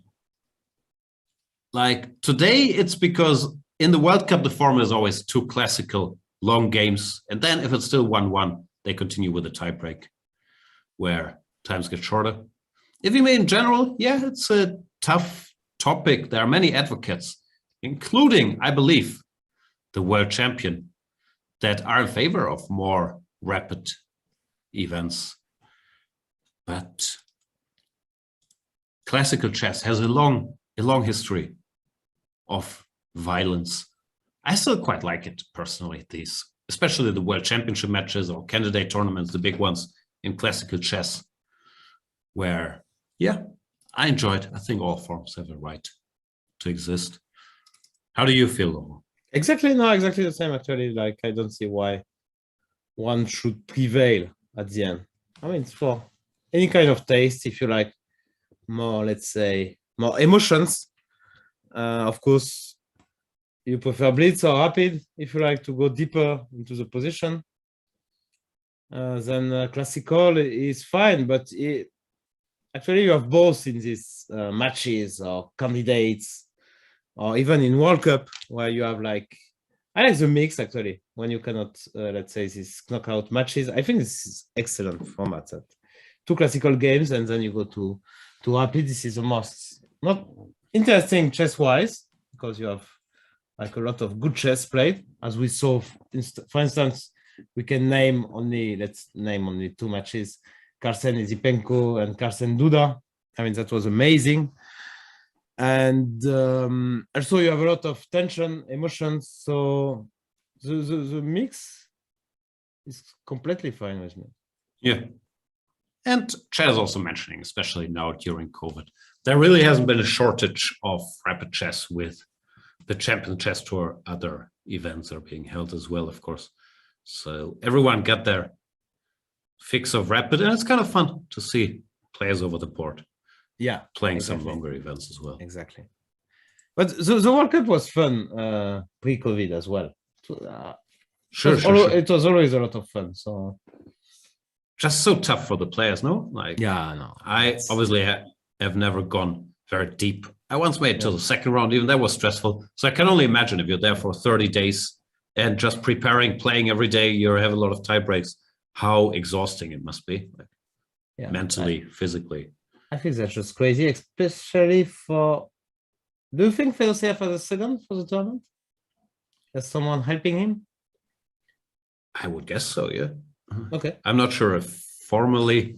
I think Svidla mentioned he was there with Yufa maybe, but then Yufa left to play in another tournament. But I guess it's in Russia that yes, someone there. I wouldn't know them. Also, sometimes players have these deals. This is just speculation, I don't know. But if you're friendly with someone, you say, okay, if you get eliminated and I'm still in the tournament, you stick around, you make some deal, I'll pay you whatever, I'll pay your stay and a percentage of my earnings, and you help me, and vice versa. Sometimes I have these deals in place, even if you don't have a regular second. Because, most non-top 10 players, they don't have people that are there with them for every tournament. Yeah, let's say a guy like Tabatabae, for instance, who made it to the quarterfinals. I don't think he was expecting to go that far. I don't think he made the deal, what you said, with another player. So not only he has to play, but he has to prepare all the way by himself every day. And this is just actually... no, it's incredibly tough.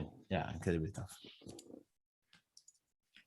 So F5 is thinking. I thought EF5 would come very quickly, but was wrong once again. What are the moves here? Well, we looked at something like this: EF Rook F5. Yeah, but Bishop D3, 95. You mean alternatives to EF? Yeah. I don't know. Is there a threat? You just want 95 next move. Yeah.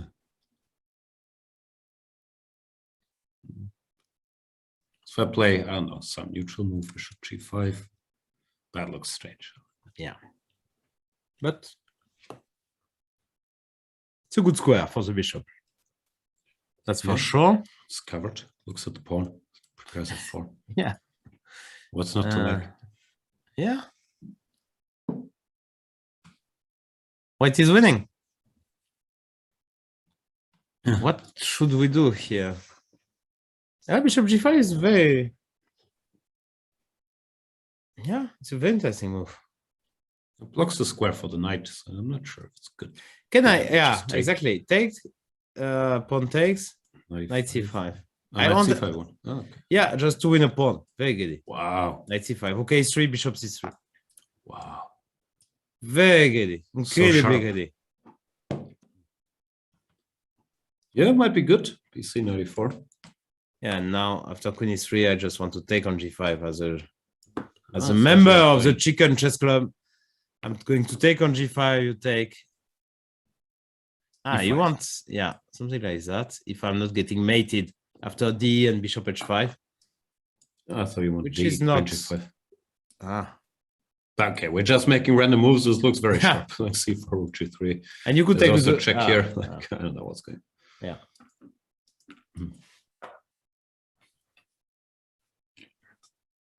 Yeah, but Bishop G5 is definitely an option to consider. That's for sure. And what do you want? What you wanted to take a knight E5, but then F4? No, I didn't like. Knight Yeah, I wasn't F7. sure. Knight F7 or Knight G4, one of the two. Yeah, Probably. as well. No, but let's go. It's still very sharp.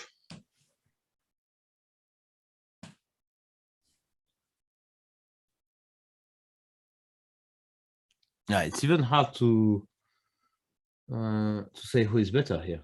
I mean, you would take white black here. I would probably take black. I mean, after this F4 knight G4. I would take whoever is not to move. Yeah, and FIDE wants to play Rook A3. He wants to play Rook A3? Also logical. No, he doesn't have to worry about this anymore. The Rook might cover the third rank. He's so I always much find it into- weird when people are doing this thing with the hand where you know he's going to play Rook A3, Yeah. but it takes him another 2 minutes. You shouldn't I do guess that. it happens to everyone once in a while, but generally you want to avoid that. Because, yeah, you're teleporting your intentions and also you're showing some insecurity, which is, yeah, not like FIDE. Depends. Some people, They do it as a trick, yeah? yeah, and they look at you. Yeah. I know one guy who is doing that. Wow. But already, I mentioned him after 1 hour, so I'm not going to mention him. He was doing that in his early years. I'm not sure he's doing that anymore, but I don't know if it was on purpose or just being nervous. Was that Kramnik or who are you talking? No. No. You mentioned him after 1 hour? Like, who was Yeah. it? Someone who was commentating here. So we are kind of colleagues, no? Lawrence? Svidler? No. No, I remember. But probably it's just about being nervous. I still don't know what you mean, who you mean. I really want to find out now. Lucky boy. Was it Luke? Lucky boy is way too confident and way too. Yeah, Luke will just, Yeah, castle we just with play, with the white pawn on G6 without like the hand will not hesitate. So we still don't know who. Yeah, we still don't know. Chat, who did Laurent mention after 1 hour? It's the only 1 hour.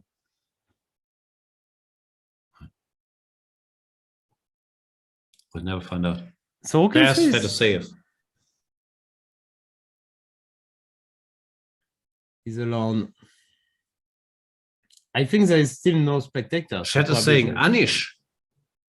No. I know. Sounds unlikely. Laurent usually is being very careful not to start any stuff with Anish. Also, I've never seen that from Anish. Really? No.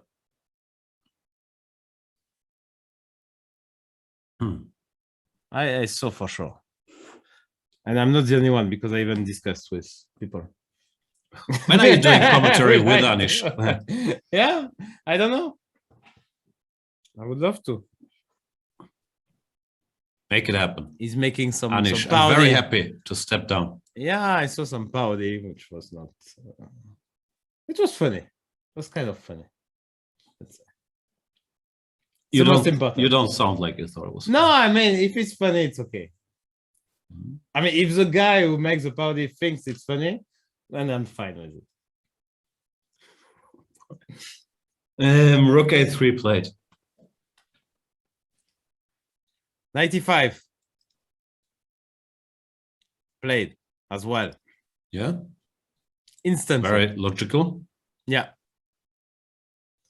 Yeah, Fedoseev made sure on queen side that knight c5 was not going to be an option. So it's clear that the right square for the knight is on e5. Yeah, now what does white want? You can't really take anymore because bishop f5, black just gets way too active. Yeah. No, Do you just... Don't ask me.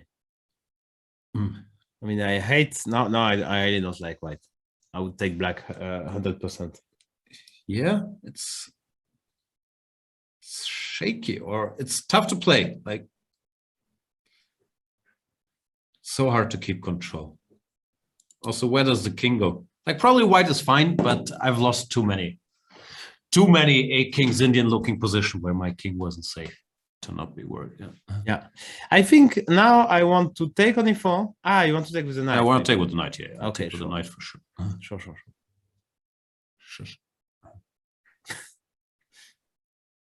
So I just yeah, because obviously if you take with a pawn, I'm very happy because I can go to g4 with my bishop.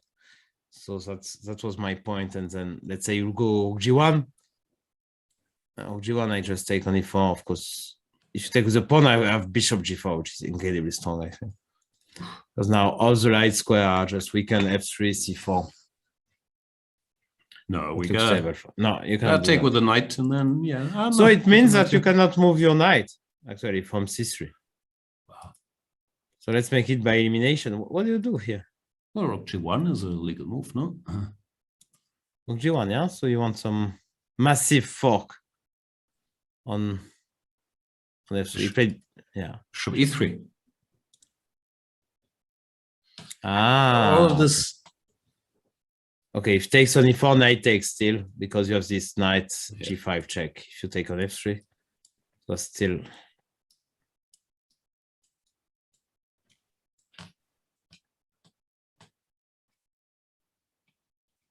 Taking advantage of this move, king h7. Very impressive. Okay, bishop e3, and now. Do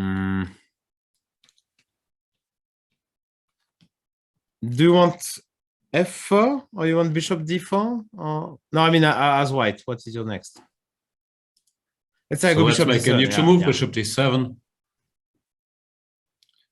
Yeah, take. Yeah, bishop takes. Let's say I lost the tempo, but doesn't really matter. f4, knight g4. Bishop d4. It still looks very hard to keep control. My pawns are a bit all over the place. Yeah, but okay. h6 maybe. I don't like it for white. I stopped liking it for white. So wow. Yeah, exactly. Chat is saying f4 is a move for black, according to Stockfish. That's How? interesting. Just trying to slow down the white maneuvering, and now we go here. Or what's Stocky's point? Takes bishop h6, bishop c1. No, takes maybe takes. Bishop h6, queen g3, queen f8. Wow, that's beautiful. Actually, I'm not sure if it's good, but it's pretty. Yeah, it looks very pretty. The only downside is that we lose an exchange in the pawn. Yeah, still that's yeah. I'm not sure if this is enough, but it's a beautiful idea. Yeah, the computer line seems to be a rook f7 if I'm interpreting this right. Okay, that makes sense, that's very tough to find though. Like give the pawn and then rook f7, queen f8.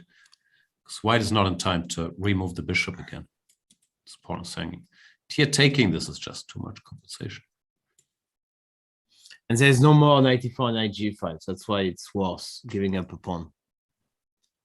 And which anyway you probably take back. Wow, that would be amazing to find something like that. I'm sure Magnus will consider like for f4 you consider just this move. I find very tough. Rook f7. Yeah, you're rook looking f4, for bishop more h6, queen f8. He will see it, but not do it. Yeah, that would be. How do you play? Okay, I'm very curious about that now. I would hate to be white here. What do I need? I would ideally have knight on e2, go f4. It's not gonna happen. Yeah. I just go bishop d7, oxyed, knight b. You just bring the pieces. He played f4. Wow. Oh, Let's see what he wants. Drama. Let's see what happens when he takes. Okay, he has to take bishop d4. Is not really. It's an option, but this is very pretty. Magnus, he enjoys these pretty positional solutions. yeah, Could but be.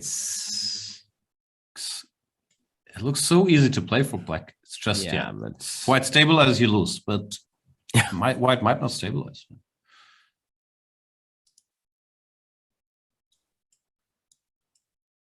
Because the queen is so dumb here. Like, even if I go f4 and you take, it's not like my queen gains any squares. It's still stupid. No, I like it. It's very pretty. black is strong, I would say. You can see rook f7. Why not? Is that so difficult? For us, yes, but I find it, no, it's probably not that hard for him. Like the bishop can't move and queen f8 is a threat. But I find it hard, like just Yeah, no, I agree. you go for action and then follow up with this very quiet move. We'll see. I could imagine he wants to take. yeah.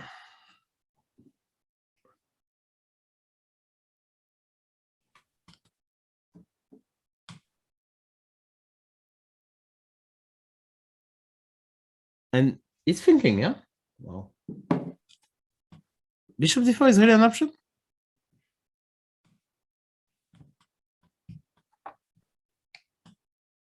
Bishop d4, so you don't take the pawn? And Could now be, I yeah, go- just to keep it locked up. But bishop d7? No, I don't believe in it.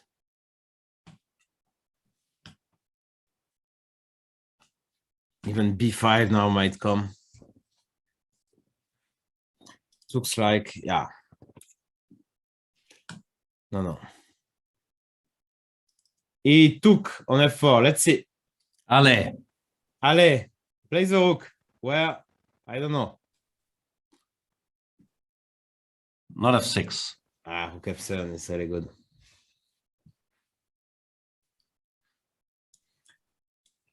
And Chess 24 GM chat. New rule. No mom jokes in the chat. Oh boy. You are reading Twitch, yeah? Always. You're a Twitch guy. No, I'm reading all the chats. Well, not all, but the Chess 24 and the Twitch chat. Vikram Krishnan is also a big fan of rook takes f4. Yeah. And Magnus, yeah, I think it will give him some aesthetic pleasure to play this rook f4. It's not his style to give so much material if given a choice, I would say. But clearly, he's able to do it. Dad jokes are still allowed, of course.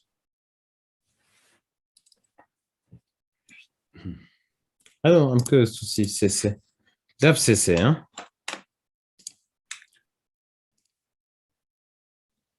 No, they don't have CC anymore. When Magnus is losing, CC is just they stop. The live show. Fair enough. And can I play like what if I go bishop d7 here? So I just play like nothing happened. Play like a normal person. And I need so many moves here to untangle. because bishop g5 now I can even go Rook F3, even going you rook can f3, yeah. I think. Yeah, no. I hate white's position. Like it's And now it could be like 91, it could be an even better version for black after rook f4. So let's say 91. I go bishop h6, you go queen, yeah. And I go queen f8. And now I have rook c8. Yeah, this looks Bishop nice. f4. Okay, this looks very efficient, yeah. No, it's just such a tough position because the king doesn't have a safe home anymore. And bishop Magnus d7 plays. And if I go g1 now? Well, there's always the topic. Yeah. takes bishop h6. Maybe now rook g5, just trying to maintain some activity. Yeah, this I like better. Yeah. Yeah, okay.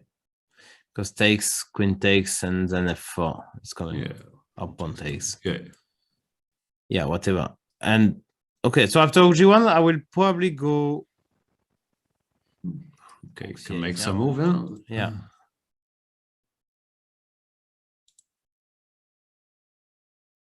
But yeah, still, this looks less awkward than the other lines we saw. Takes, takes, bishop No, h6, you I'm almost still lose the going queen, rook yeah? g5. No, but I'm still going. Yeah, of course.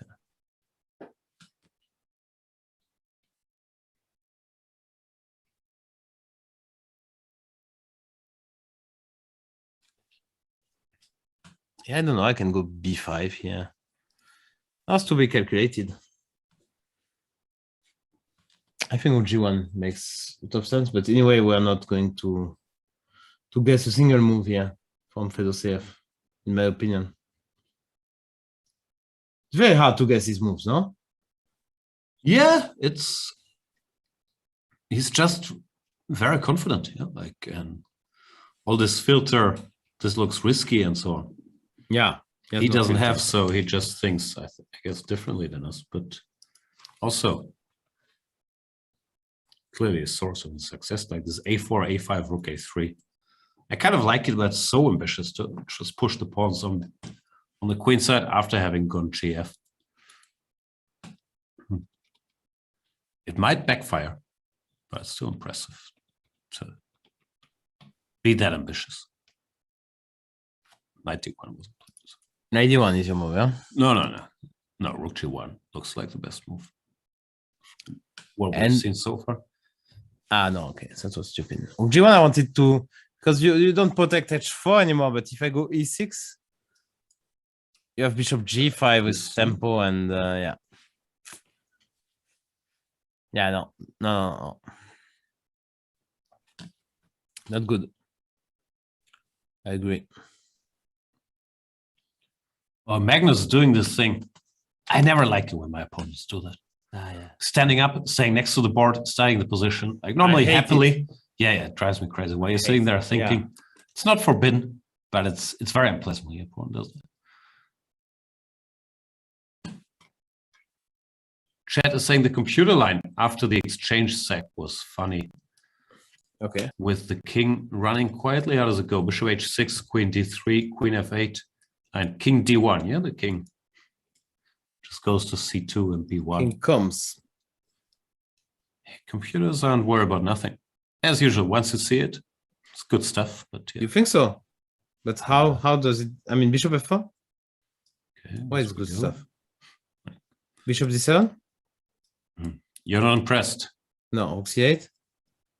King b1. It's better than having the king on e1.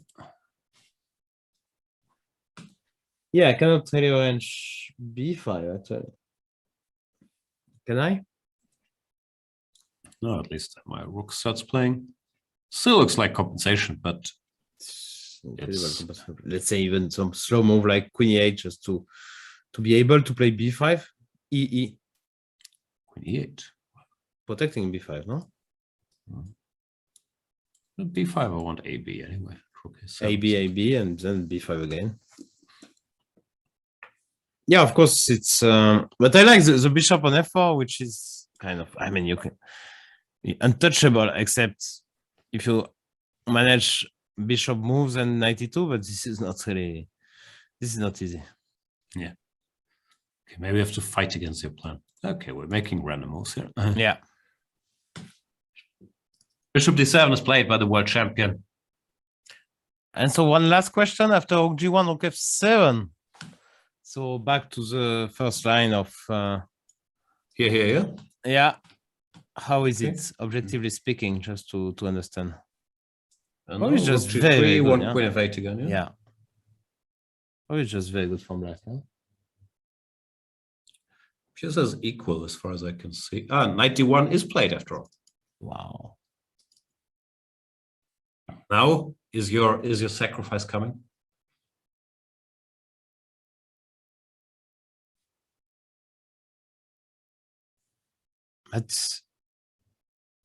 I don't think so, but okay. You think he understood that it was refuted by the king running to queenside? I don't know if he considered for that long. Bishop g7, keeping his options looked logical enough. That's true. And if I keep on keeping my options, let's say I play some very logical move like Rook c8, and okay, I'm just activating my last piece.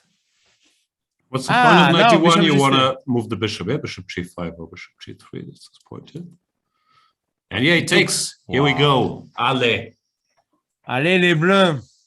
Oof. Queen f4, bishop h6 played. Immediately, of course, Philosoph cannot be surprised by that. Queen f8 incoming. So queen h2 or queen g3, but doesn't make... Well, that's the same, I guess, yeah. You have access to the same squares. G3 looks nicer, but yeah, exactly. It's really the same squares. Yeah. But still, you go to G3, so at least there's potential. Yeah. And now queen f8. Yeah. Like in the Can't books. allow f4. I'm sure Magnus had some Petros in books growing up. Is your live engine working? Because it's showing equal from the beginning. Yeah, it doesn't seem very now it's concerned, moving, but it's moving, it's moving. It's here. It's here. Queen of 8, not a fan. Oof. And it shows, look, I mean, it's exchange and pawn up for white, and it shows almost equal.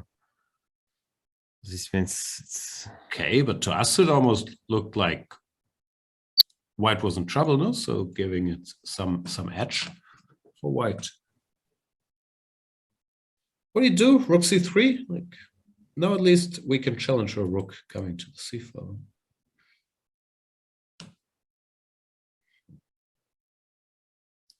I'd be so scared with white. Not just scared, also disgusted, because you can't do anything active while you're just sitting there. So let me try to play knight e3. Knight c3. Back. E. Knight e3. You want queen g2? I want knight g2 first of all. Knight g2. But I cannot. If you go rook c8, rook c8 is a good move. Rook c8, I thought rook c3. Rook c3, okay. yeah. But takes even, no, yeah, queen c8, yeah? Queen c8, queen d8, we have to calculate. Yeah, but now I go f4, no? And I run with a king. Of course, it's very random, but the position is very random. What can we do? Here it looks good for white, finally. Yeah. How do we get here? 93. If I go bishop f4, you go to g1? Yeah, I was not sure. Probably. To keep this option. But knight g2 is not exactly a threat, no? Like, maybe I want... Can I go king f1, king g2 then? Oof, oof. Looks so sad. Queen f6, g5. Rook a1, rook f1. No, I want to remove the queen. Yeah, no, just... Yeah, understand, yeah. Just being very funny. Yeah. So let's say I go here. You go king f1.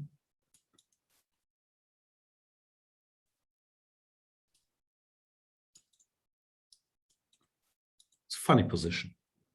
Right. g5. But yeah, white does have some stability still. So black. Yeah, some. You don't have endless resources to throw it at that. Yeah.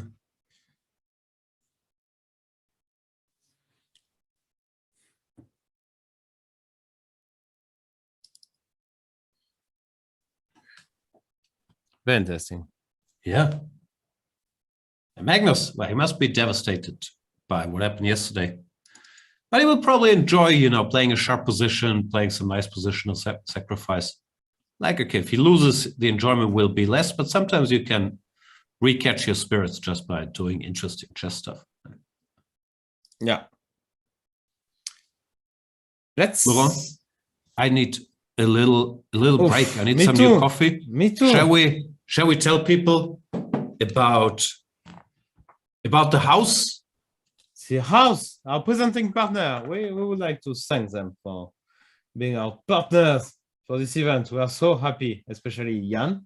Yeah, And you have this every day. the American New deal.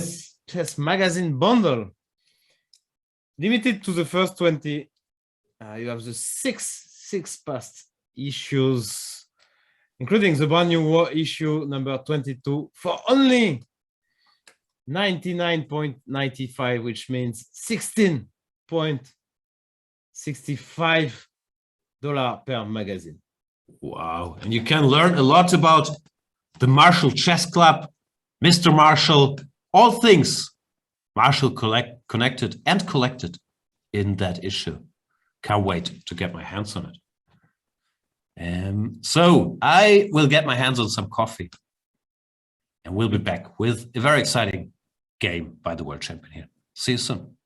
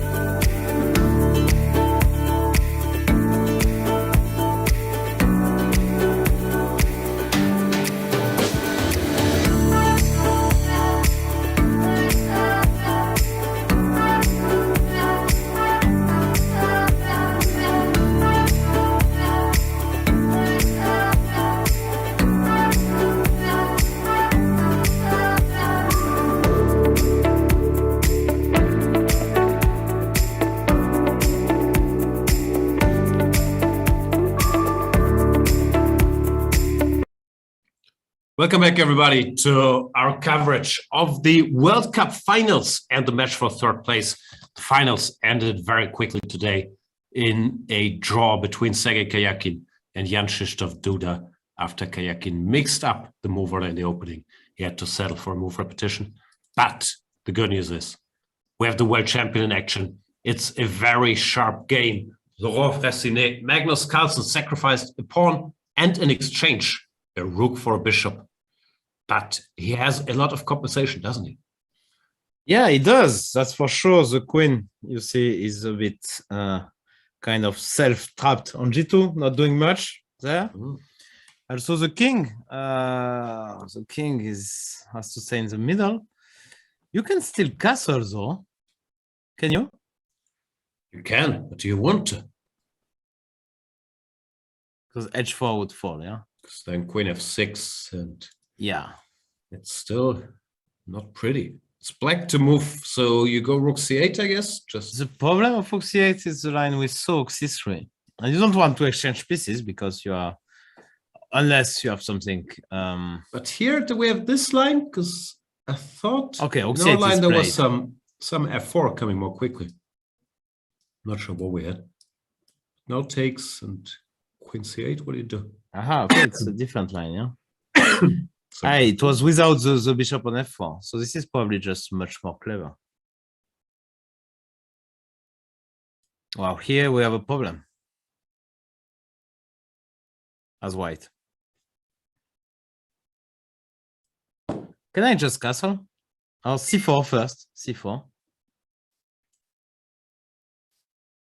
Now castle.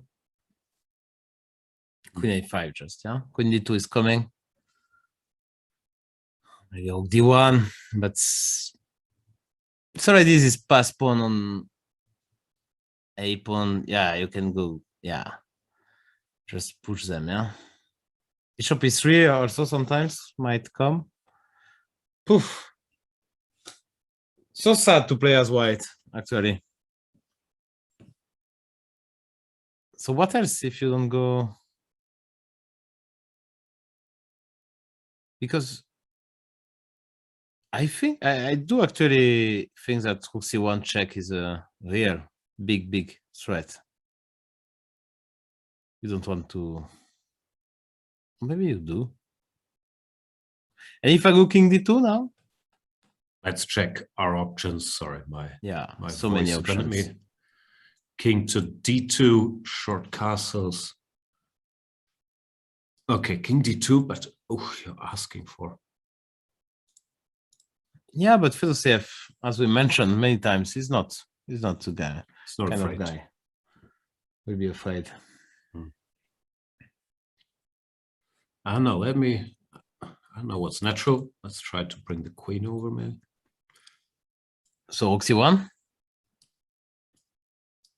queen f1, and now I feel like stabilizing it. Yeah.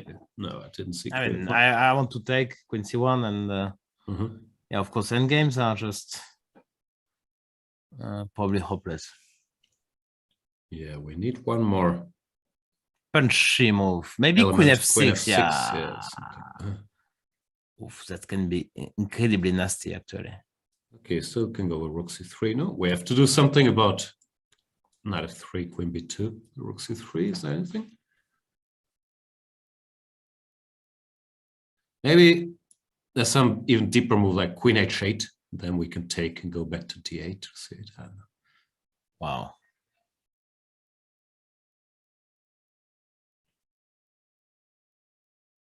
Can I go knight move somewhere? f7, preferably. No? Yeah. I want queen d4. Knight e5 back. Oof. I don't know how it is objectively. It's so sad to play such positions with white, no? Because you might get just crushed any moment. You have to make only moves and then. Oof. But he has plenty of time. It's move 22, so that's good for him. If you have like 10 minutes here, you are dead basically. But here, he has more time to figure out what could be a solution here, if there is any. But probably. So what rook else? c3 is the first Yeah. instinct, but we didn't like it much. Castles, queen f6 looks like an issue. No? Might be other moves. Rook g5 now. Yeah, As well. Just take on h4 and Yeah. queen h1 at some point. How ugly can we allow position? Yeah, no, yeah. G5 was as well, I think, very strong Yeah. right away. No, this is not just an option. Well, good luck to him. Because after rook c3, rook c3 is still maybe even stronger instead of queen c8. c4, maybe queen d8 to make sure. Yeah. To make sure we take something here. And after castle, we want a full tempo, I guess. After queen a5, the pawn is still hanging on c3, and well. Yeah, I was wondering if we can already start punishing with e6, but we can just play. Yeah, take as well. Okay. You will lose c3. Yeah, that's just so bad. No, this a pawn will be very hard to do as well. No, I don't know if we're overestimating it, because white is in exchange at a pawn up, so that's like 3 points in point count, which is a lot, but it seems so hard to play.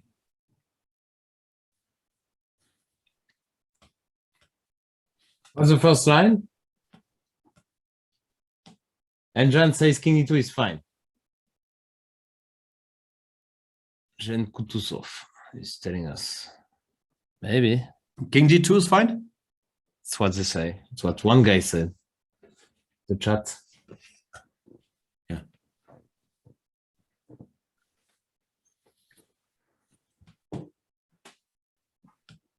So what was how queen f6, okay. So let me okay, I have an idea. Queen f6, rook b3.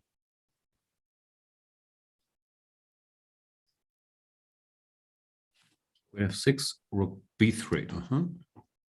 Yeah. I'm still not sure if this was very. Is this wiser? Looks a bit stupid. Anyway, Yeah. rook b3. Yeah, at least now I want rook c1 and you have an h4 hanging if you have the queen on f6. So this is probably a bit better. And now, can you do something nasty to me? I guess you can, yeah. I don't know. With bishop a4 as well. Has to be. Rook c2. Yeah, you have to go here once again.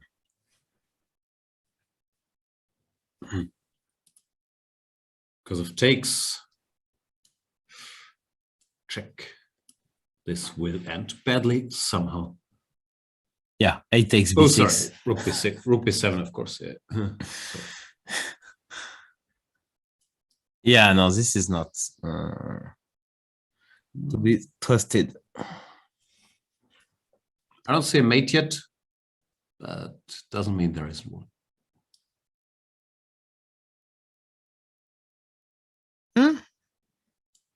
Where's the mate, Laurent? I don't know. You have to call your friend, the Russian dude, to find the mate. I don't mind if my mates are Russian or any other nationality.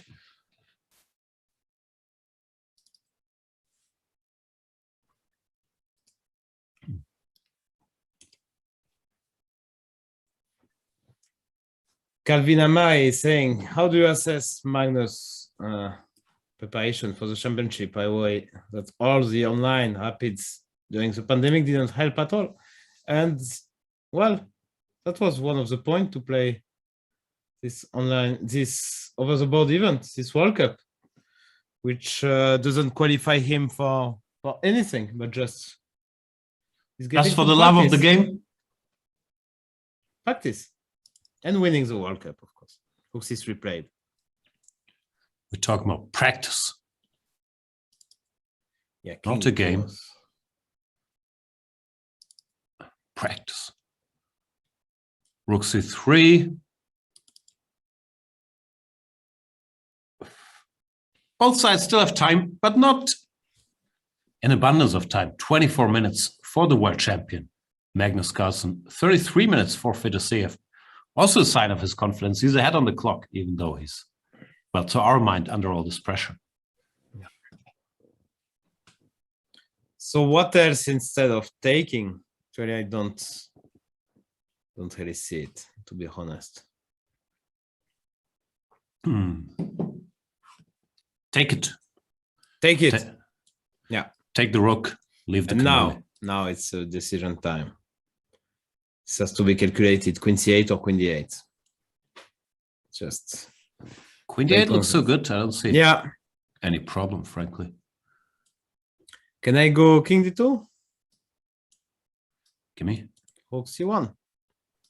Queen f1. Queen d1. Fighting. Yeah.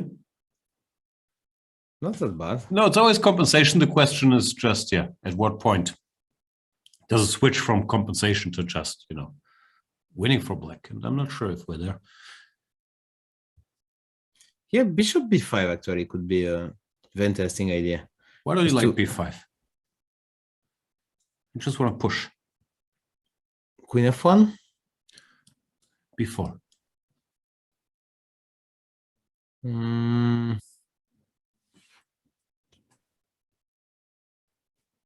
Queen d1, bishop a4, right? Mm-hmm. Okay, let me try to trick you. Queen d1, bishop a4, rook a1.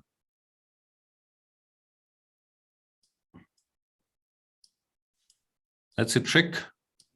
King e1. This cannot possibly work. Just really? The question is, will I be able to punish you for your sins? It's so tempting to switch on the computer. I know it's winning for black, but I will not be able to tell. Okay, let's switch on. Here we are, -5. Come on. So confident. Come on.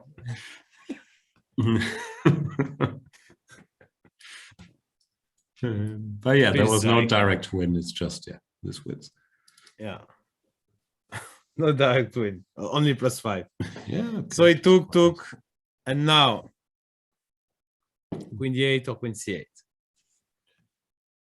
I guess you have to take care of one of the pawns, yeah?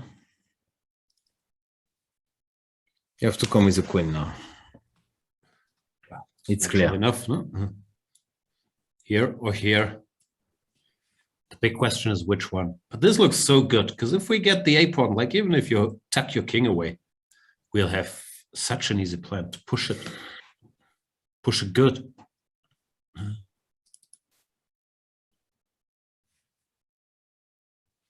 Yeah.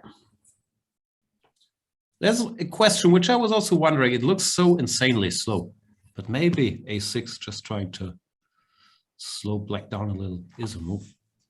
Queen a5? Are you threatening checkmate? Because I will take. I'm just bluffing, you know me, no?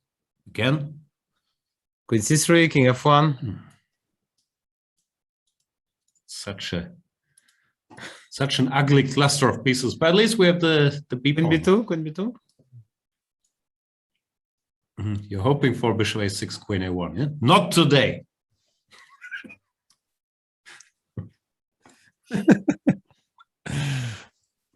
Beautiful. Yeah, it's scary. What can I say? Oops, I clicked on the wrong board. This one's over for a while. No, I agree. Queen d8 looks much more clean. And a6 I could just take. But then, of course, my pawns are... Yeah, maybe just this. It's good enough, but it's prettier, of course, to have b and an a pawn. Yeah.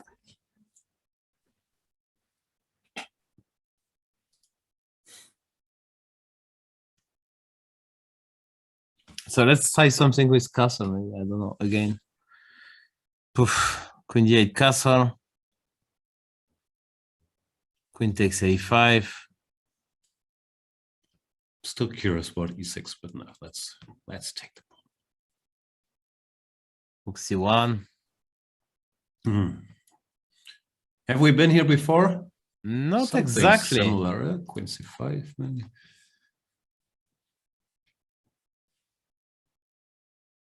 It's not a very pretty position. We'll start to cash in if I go queen f1, right? One day we take, I'm not sure if that day has come. Yeah, but what else can I do? Nothing. Suffer. Magnus played queen c8. See it on the board. He's not a fan of our move. No. Queen d8. Your move. Yeah, computer says queen d8, a6. I just checked quickly here. Okay, Computer c4. not concerned as usual. Blissed out by Queen c8, c4. And now what? Queen c5? Yeah, it's what we said. That's what we said. Yeah.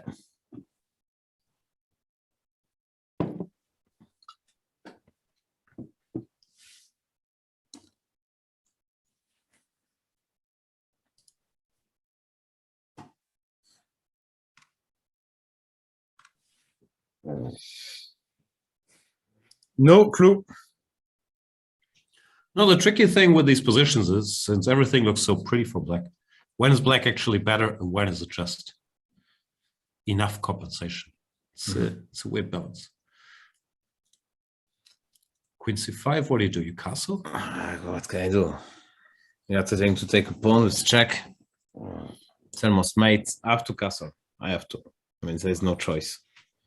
That's for sure. Takes on a5. We don't want to take here, so we take this guy now. And And Magnus play- goes b5. Whoa. Does he know about en passant? En croissant? En croissant. Very funny. Very funny.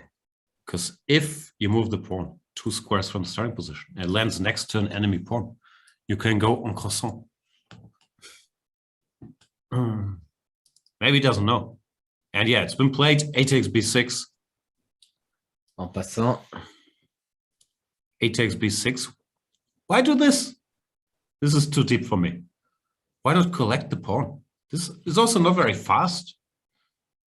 He must have forgotten about en passant. That's my theory. I wouldn't think so. Yeah, me neither. I just don't get it. Yeah. Castle, there's bishop h3. He's playing for full domination, actually. It's He's telling him, okay, Wow. I'm going to go b5 next move. If you castle, I have this queen on c8, which is fantastically placed because castle bishop h3. And look at that. I can even cash in now. I can take on f1, take on e3, take on c4. It's completely winning. That's the minimum I can do. But of course, the queen on h1, I can also just leave it there and play something else. Well, all your pieces are operating at maximum capacity. No, it's hard to improve them. So it's time to cash in, yeah? I would guess so, no? It's Yeah. not bad either. No, it's very good. It's just winning, no? Is a b pawn like that? No. So he's saying white just doesn't have a move. Yeah, that's what he's saying. Oh, you have to go Okay, king go king d2, d2, but yeah. I take on c4 now. Queen f1. Queen a2. Oh, good luck. You want here, queen d4, it's trouble, yeah? Yeah, It's big trouble. big If trouble. king e2, on bishop little d5. chessboard. Look what he did. Queen g1. So next is king d2. You think? And queen comes. Oof. You Queen can't castle. g1. Computer's not very impressed. I see the little bar next to the life board Yeah. saying this is it. That's so hard to play these positions. That's what we've been saying, even if you're confident. Like, oof. Yeah, you can't castle anymore. So what's the move? b5? Can I go queen a6 or something? Or queen a8? I don't know. Then I can maybe run no king one. I want to run. No, so I should just play b5 and then if you run, So I I have think- bishop h3, yeah? Yeah, no, we're not getting anywhere. And if takes, there has to be some way to Queen c1? punish. to Anish. Wow, that's the wordplay. They pay you the big bucks for. Let's do some way to Anish. If knight d1, I go bishop b5. Wow. Okay, anyway, I should have gone bishop b5.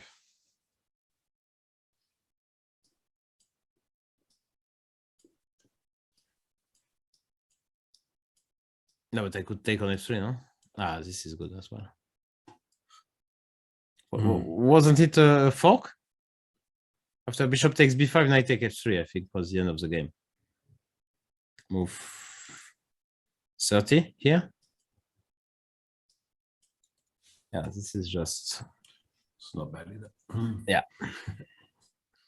So that's why after CB, I can go as well. I don't have to give check. I can go bishop b5 as well. Wow, so sharp. And good luck. There's a funny line, I think. I mean, I think it's funny. You will think it's hilarious. I tend to. King f1, bishop b5, yeah, bishop b5, king f1, and now knight f3, queen g2, and queen c1. This is funny, no? Funny how? Like it's a funny move? No, I mean the position is kind of funny how, like a clown. Does it sad, entertain yeah? you? The position is a clown, yeah.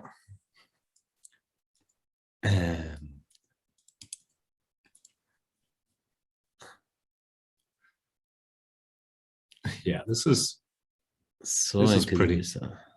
And Sotiris is telling us that as well. Probably queen a8 is good, and if king f1, queen a2. Wow, your move, queen a8, instincts. King f1, queen a2. But I think b5 is just more in the spirit, no? b5 feels like the move you want to play. Yeah. Ah, so b5, knight g2. What is that? All these ridiculous pieces. This is just insane. But yeah, but if they get out, we have a lot of them. Yeah, f5. It's mate. Yeah. On the other side. Okay, so you need queen a8 to stop knight g2, because now we can give some check here. Oh, a1, no? Ah, okay. Well, this is not horrible either. But a1 was winning the queen, but yeah. Okay. Again, you seem to miss this little fork. I'm quite happy about it. No, it doesn't take much to make you happy. A nice meal. Some people failing at something. That's all. 5 days of holidays. 5 days of holidays. Wow. 5 days is all you need? It's all I got. I mean, no, it's not what I need. I need much more. But I went to Norway to my parents-in-law for 2 days, but one of these days was on a ferry. That's been my vacations. And it was raining in Norway. It was raining. Yeah. It was nice anyway. It was nice anyway, yeah? And you had no voice as well. That's true. See? My life is very tough, but I like that you recall how tough things are for me. Yeah, no, I'm really sure. You're full of empathy. Exactly. That's me. You come across so much me. As a tough, mean bully, but behind the scenes, you're caring. Yeah, of course. Queen G1 and Magnus. Is he better? Like, what's the computer says it's winning? Yeah, Queen A8. Yeah, I mean, like King F1, Queen A2. Look at that. That's so beautiful, actually. That is lovely. Domination. I mean, like, you can't do Queen A8 played. Wow, he's really playing a nice game today, Mr. Magnus. Very, very impressive.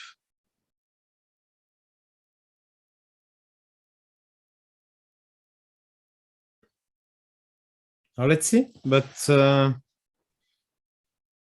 yeah, all the confidence in the world is not going to save Mr. Fedosseev. I think. I mean, look at that.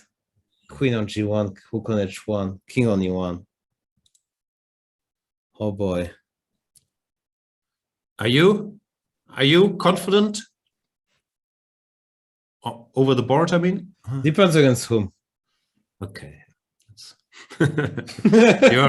You're supremely confident against Peter Heine. Yeah. But okay, so with you, it's not a belief in yourself. No, it's a lack of belief in your opponent. exactly.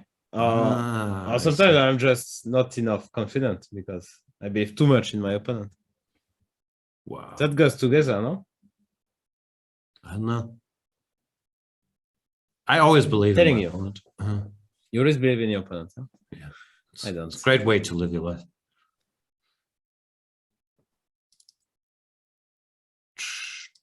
Actually, it's. Do you think Peter would resign here? Which Peter? Svidler? Yeah. No. Queen A8, maybe if it's lost. Maybe if he is calculated, No, he's he would losing play all king- lines. But no, you King play F1, King Queen F1. A2. Then you resign. Or Then you no. resign, yeah. No. Let me go. I don't think Let me go Bishop D1, by the way. comical, no? Like these super strong pieces, between them, they have like one square they can go to. Usually a queen, look at this queen. This is a normal queen. It has 1, 2, That's a good 3, queen. That's a 4, good queen. 5, 6, 7, 8, 9, 10, 11 squares it can access without being taken. This is 1. This is 0. That's just rough.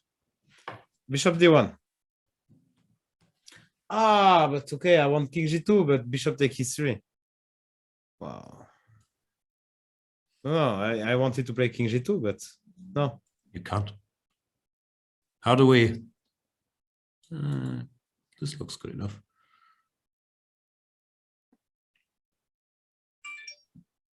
Yeah, it's a tough position. Actually, it's really zugzwang. I mean, like King F1, Queen A2.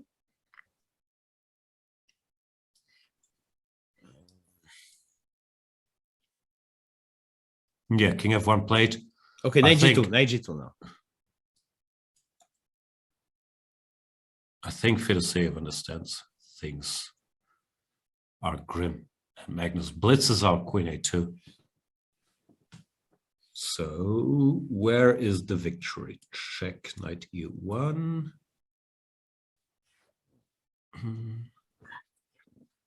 Looks like Carlsen has spotted everything already. Yeah, I spent quite a bunch of time, but yeah. What did he play? Knight G2 played. Yeah, I'm Okay. still trying to figure it out. He's playing so fast. Do we have time for Bishop D2? Like, you go 91 anyway. Yeah? I was wondering if I could take on E1. Ah, yeah. King D2. Mhm.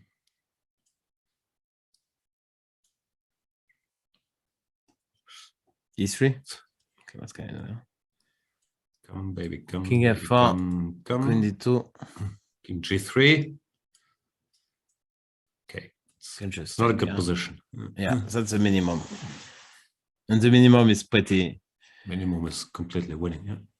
Yeah. So okay, Bishop D2, Knight E3 back. Actually. Wow, you're doing this trick where I can't repeat moves because my bishop is locked out. It always confuses me when white makes the same move and I can't make the same move again. Yeah, now I will go Queen G3. Mhm. F4. Could be actually okay for black. For white. Yeah, I missed this. I don't know if it's okay, but Yeah, no, either. So I'm not sure at all, but Magnus, show us the money. He's not going for any shenanigans. He goes Queen A1 check, Knight E1. Hang on, Engine not a fan of Queen A1 check. Let me just look it up for 1 second. What Yeah. computer says here. yeah, it's silly. It says Queen B1 is more precise. Knight E1, Knight B5. E1 and B5. Okay. And just overpowering. King G2, BC. So no direct win, but... And why not CB, by the way? I mean, like after B5? Yeah, understood. Just Bishop say, takes, and then there's your favorite. Yeah. So Queen B2, Knight G2. Hang on, they're repeating moves? Yeah. No, he's creeping a little closer. Knight G2, and now he can still go Queen B1 or Queen C1. Maybe he just won all the options. He goes Queen C1. Is it the same? 91 B5? Fiddle CF looks very relaxed. And like nothing is happening, no? Okay, but he's also making only moves. It's always nice to make only moves and your opponent has to think about it. Yeah, B5 is... B5 is still a killer, yeah? King G2, BC, and doesn't matter so much where the queen is. Maybe B1 is a bit nicer because you're queening, but this apparently is very, very strong as well.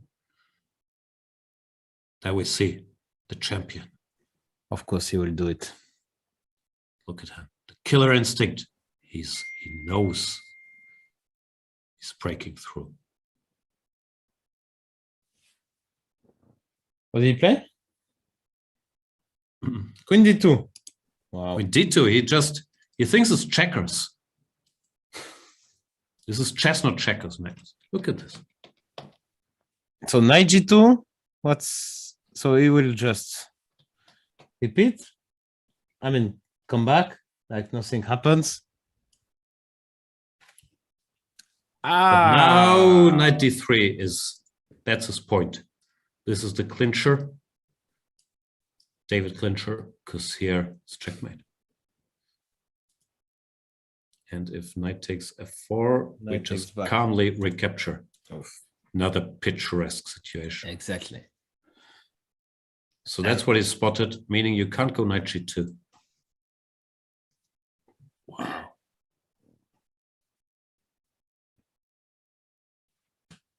Yeah, but I mean, Queen G2. Well, how do you improve?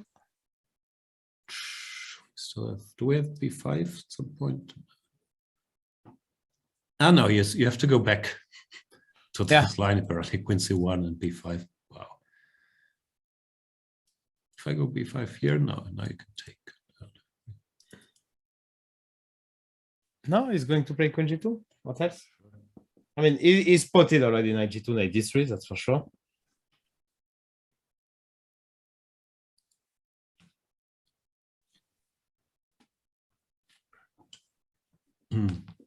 Just wait.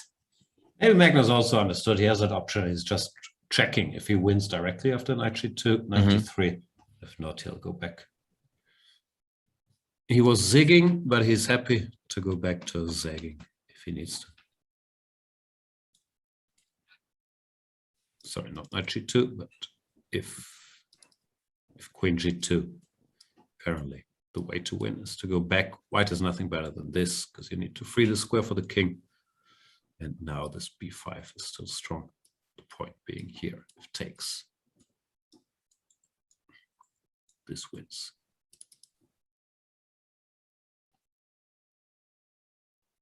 Yeah. And FIDE safe plays Queen G2. Yeah, what else? It's resign or Queen G2. So.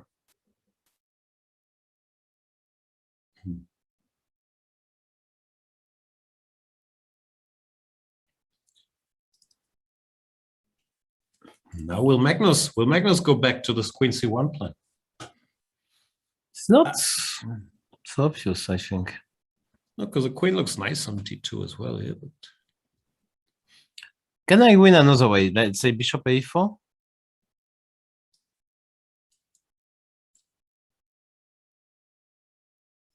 That looks logical, just in a sense of trying to activate all the pieces. How big are your threats? If I go Queen H3, just trying to get a square for myself. You can still repeat, but you got to be careful about three folds at some point. So I'm not going bishop A4, bishop C8 then. Wow. I don't even understand what your point is. Bishop A6? No. And I I want still to got see no a- moves. think Rook it's G1, can I start? Rook G1, Queen C1, and Bishop D2, no? I need that square, yeah? Come on, these pieces are such idiots. Yeah? Like, it's Yeah. amazing. Bishop C8 doesn't harm, I think. Such a No, luck. no, there is no Bishop B5. Yeah?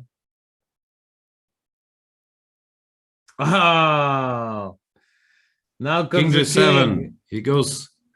all the way. What to D2? King G7. Rook G1. He wants to play Rook G1, but there is Queen C1. Wow. Magnus must be so happy. Like this domination with lacking material. It's beautiful.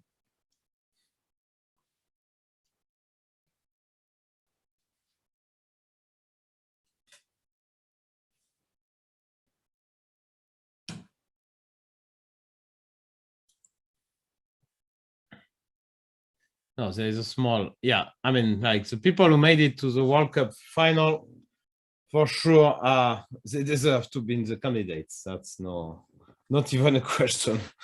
I mean, that's so hard to get there that you deserve two of the 8 spots. I think it's completely fair, and nobody, I think, is arguing with the spots which are given in the World Cup. I don't know. I'd like to argue, but it's such a grueling tournament. It's hard to argue with you. Rook G1, Queen C1. I'm just look at this regrouping. Queen H1, yeah. Yeah, I'm checking. This is the computer line. Rook G1, Queen C1, Queen H1. Still lost, but at least it's funny. Looks like chess 960, yeah. Yeah. It's a beautiful maneuver. Rook G1 played.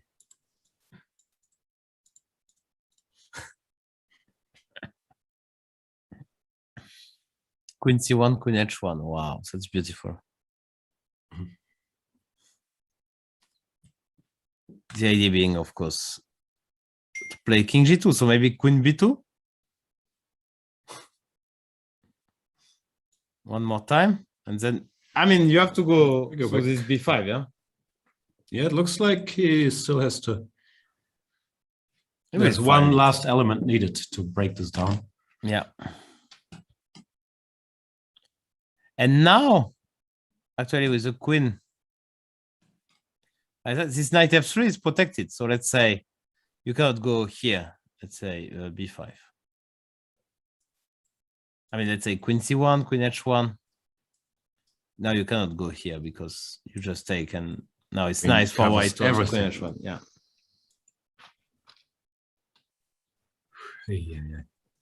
Yeah, Rook G1 played. Magnus still needs to find the dagger. It's a killer blow. Exactly.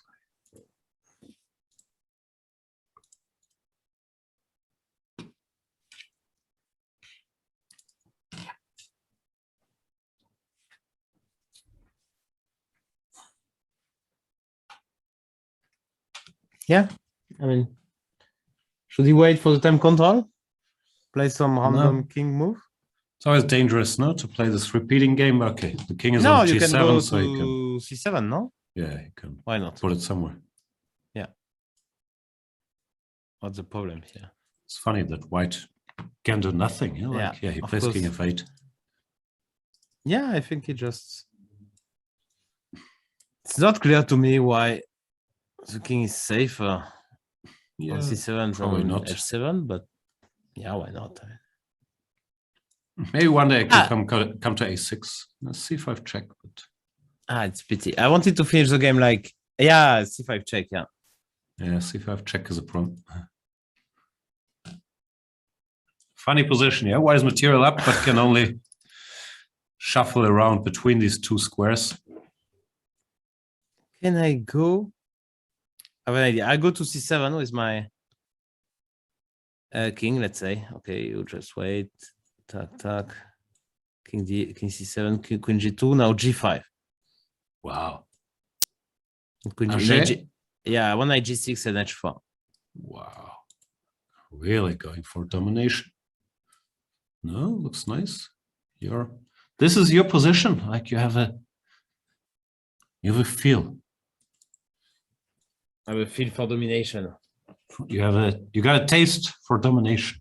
That's what she said. You liked it. No. That was a good one, no? No. No, still not, yeah? Getting worse, actually. And this is So one of the most frustrating things.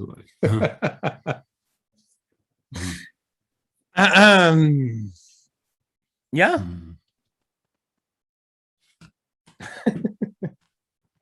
I said it was good, but okay. Hmm. I'm always happy with myself, yeah?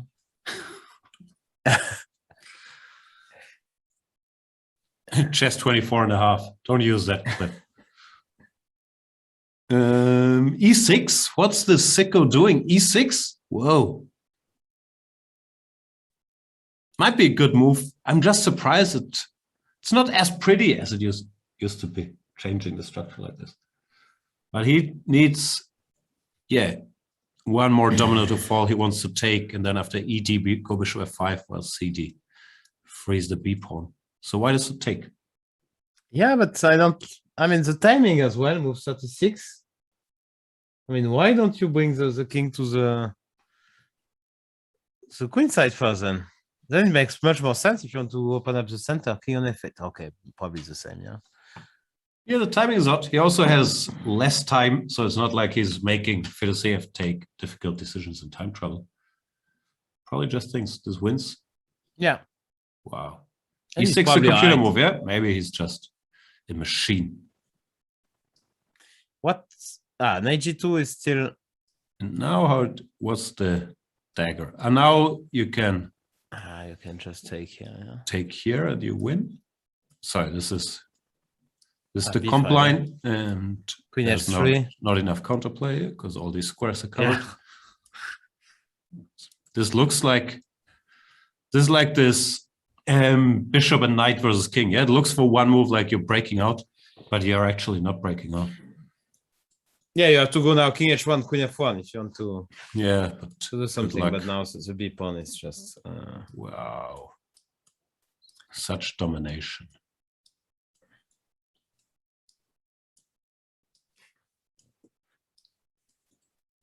Must be nice to be good at chess, no? Like, yeah.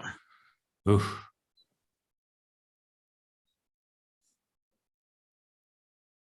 Magnus's goat is saying Magnus makes the best moves. Commentators, I don't like this. It's silly. Yeah, apologies. We're giving our opinions and we're not as quickly on point sometimes. That's why Magnus is GOAT 23, right? We got there now. Magnus is GOAT.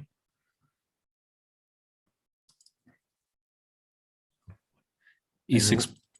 E6. Queen h3. Why? Because some line is given, but queen h3 you can just take on d5. ED, no?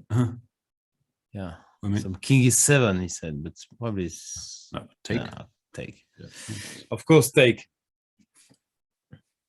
No, this is just good enough. But okay, I mean, like, yeah, probably many different ways to win as white. I mean, the guy is playing queen h1, queen g2 for 5 moves, 10 moves. He has only that to do, so it's clear that there's many plans. Even this king a6 stuff could be probably arranged.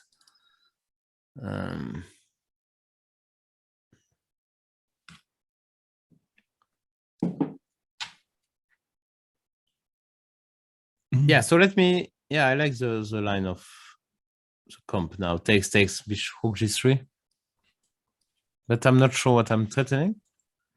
Actually, yeah, okay. Still nothing, yeah. It's like, even though it looks like white is gaining a little freedom, these pieces still aren't going anywhere. No, but I wanted queen g2 and play rook g6, but then king f7 is very... Just chill, no? It's very nasty, yeah? Do your thing, yeah. Yeah.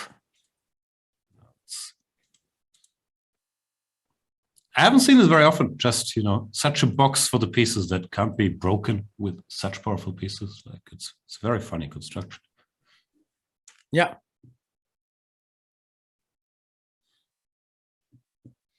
We'll see if we end up in books. That's for sure. Oof. But it's of course the price you pay for being brave and for playing for a win. But I think it helps him, and I know because I never did this, but it helps your chess development, and also obviously it's much more entertaining way to play. But of course, if you go for a very sharp battle against one of the greatest players of all time, you can lose. And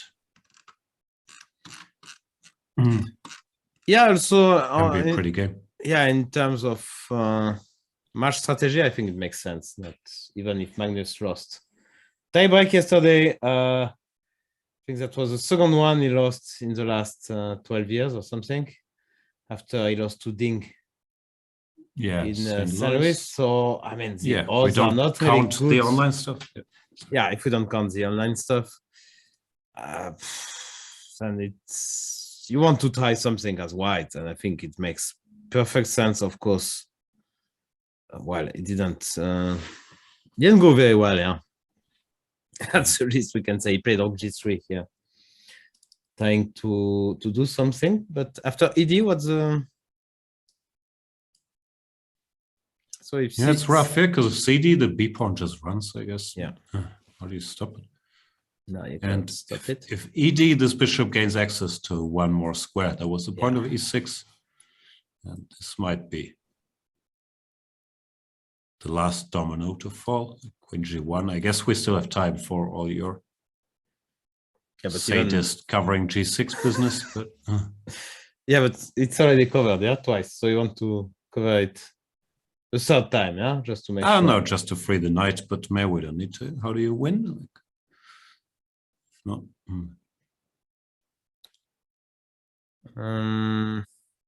Yeah, it's a good question. I would very much consider G5, I think. You want that H pawn to get the job done. I want bishop H3 as well. So. And chat is asking many questions. They're asking about potential boxes next to the board. They're wondering if there's a House of Staunton chess box that the players could put the pieces in. I do not know. I'm not sure if the deal for the superior chess box is still valid. But Laurent, there must be an exciting House of Staunton deal today. Our presenting partner. What is it? It's let me check. It's the American, of course, the American Chess Magazine bundle. So 6 past issues for only $99.95, including the brand new issue of American Chess Magazine. So it's the past 6 issues, which means just to be clear, the current issue and then the 5 before that, right? Exactly. Got it. So and you have some, I guess, some nice stories. And anyway, go to the website of House of Staunton and check it out. Yeah. Chessbox UK is saying 6, not 5, not 4. 9 is right out. Yeah, I meant the 5 one before the current one. Yeah. So 6 in total, of course. Of course. Yeah. So Magnus has played ET. He's thinking, which is weird. Okay. Because after CD, I really don't see it. PD you can't do, yeah? And you also can't ignore it because this pawn will continue its journey. So you and CD B5 is just too easy to play for black. You just push all the way. No, bishop F5 is. This is your time for your Michael Scott reference. Just push all the way. ED.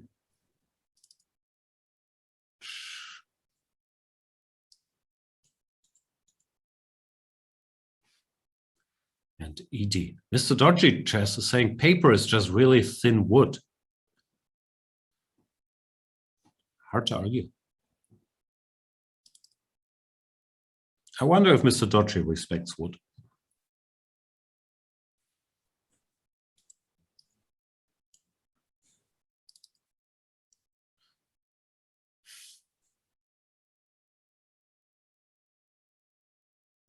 Okay. ED will come. Yeah, FIDE CF.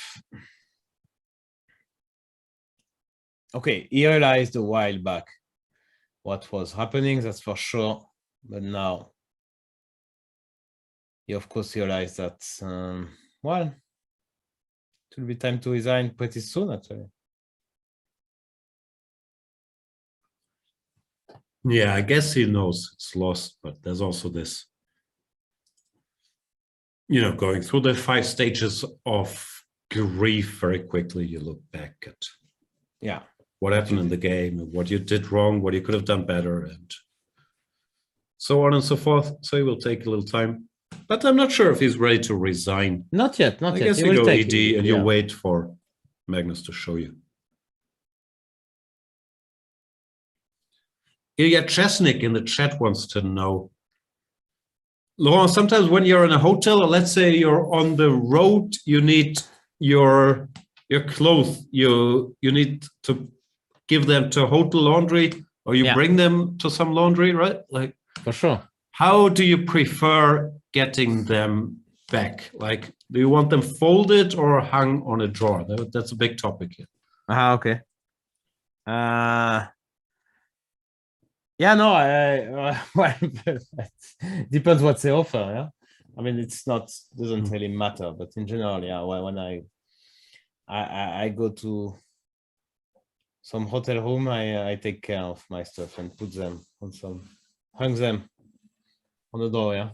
Yeah, but you want, if you give them to laundry, do you want them to bring? Yeah, no, I want bring them back folded, or you want them hung on a drawer already? No, I want them. It's possible hang on the door, but I wouldn't mind folded. There you go. There you go. Peter Svidler prefers them folded. It's very important to him. Why? But often he gets them hung. I'm not sure what the problem with hung is, but he doesn't like it. For me, the problem, sometimes you get them in these little plastic sheets, and if there's a drawer in there, I can hurt my artist's hands trying to open that plastic thingy, because the drawer, it's always very spiky. You don't know what I'm talking about. I also like the vocabulary.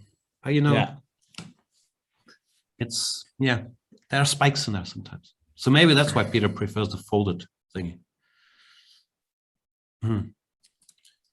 Okay, so he played bishop f5. Yeah. Swizzle Stick is saying, can we see the live board? You could. It's also here.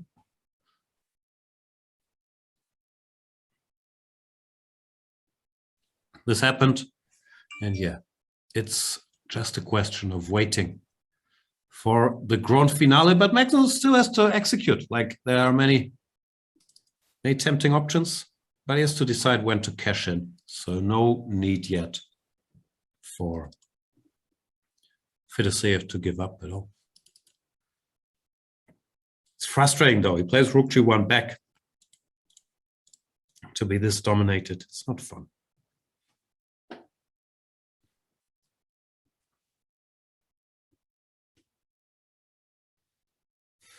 Yeah, no.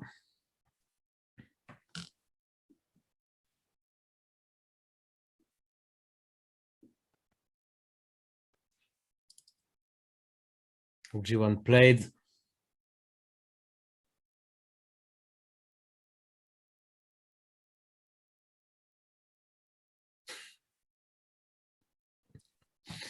Now you will tell us, apparently, according to Vikram Krishnan, now you will tell us how opening caviar hurts your fingers.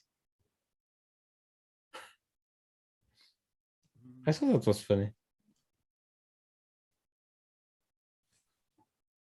Because it's not relatable. The jet set lives we're living, yeah, with getting stuff Yeah.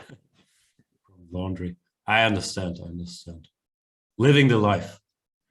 But frankly, I'm not as much as a gourmand from you. I've seen you yell at so many waiters and waitresses if they didn't have the pain blanc with the meal that you desired, if the escargots, if there was not enough garlic in the escargots. Like, I've seen scenes you would not believe, chat. Oh, come on.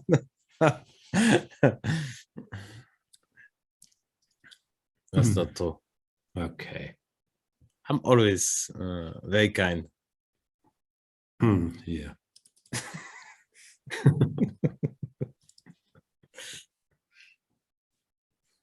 Returning food, of course. I mean, Thomas. It's always a great experience. At least 50% of the time. I miss it. I'm telling it like it's a bad thing. I miss going anywhere, frankly. But having a meal with Laurent is always a great highlight of my day. I'm not being facetious here. I should I come really to enjoy it. Hamburg, yeah, to see Anywhere. some rain and some. It's badly raining today. Yeah, Ugh. yeah, I can imagine. Yeah, Some nice French restaurant anywhere in the world, like where you ask the waitress, "Excuse me, do you speak French?" And she will say, "No, I'm sorry," and you have this very disappointed look in your eyes where you say, "Okay, can I get some pain blanc, some white bread, please?" No, it's always a great scene. Rook G3. oh boy. Magnus playing one for the H's, but he has to finish it. Yeah, move 39. Now, what do you do? How did it finish? Queen C1, yeah? Computer's giving all kinds of moves, but it's not obvious to me what and where. Yeah. I think computer's confusing itself too. Let's switch it off and think. So Queen C1, No, Queen C1 says King G2, right? King G2. That Even was this, also at some point you just grab stuff and you probably win. Yeah, but when you do that, like it's I Yeah, don't know. probably it's just completely winning, but He goes 97. He's saying even this knight I can shuffle around. and you know what? I think he's right. He tends to be right. He wants 95, knight b3, knight d4. That is clear.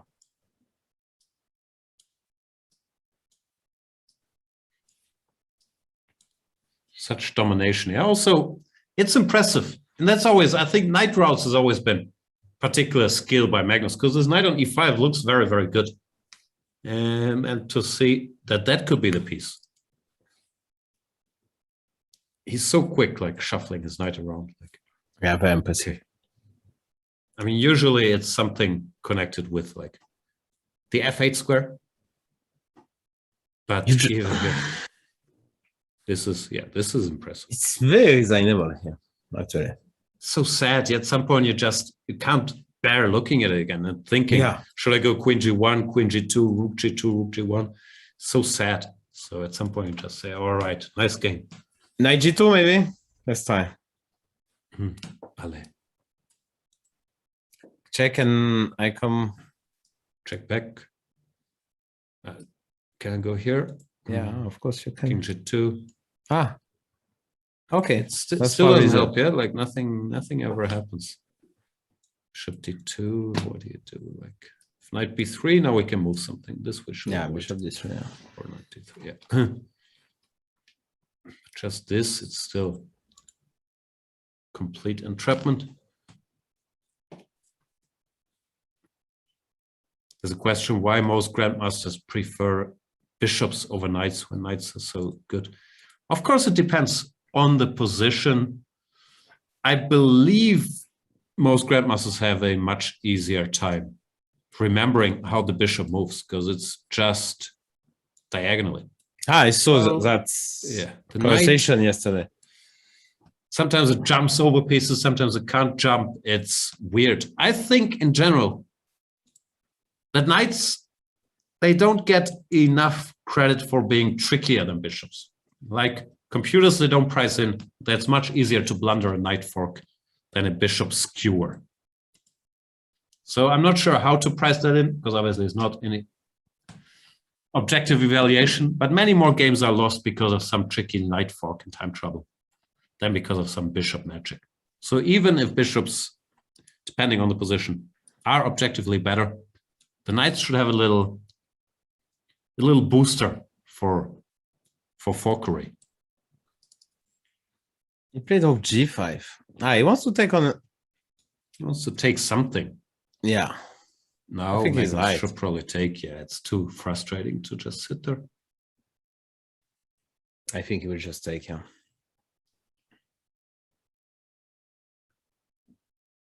Yeah, but now, even if he takes twice, the material is equal. Plus, terrible position. Yeah, this. Now Queen, finally. Queen H2, yeah, maybe. Yeah, but not saying anything, so yeah. It's rough.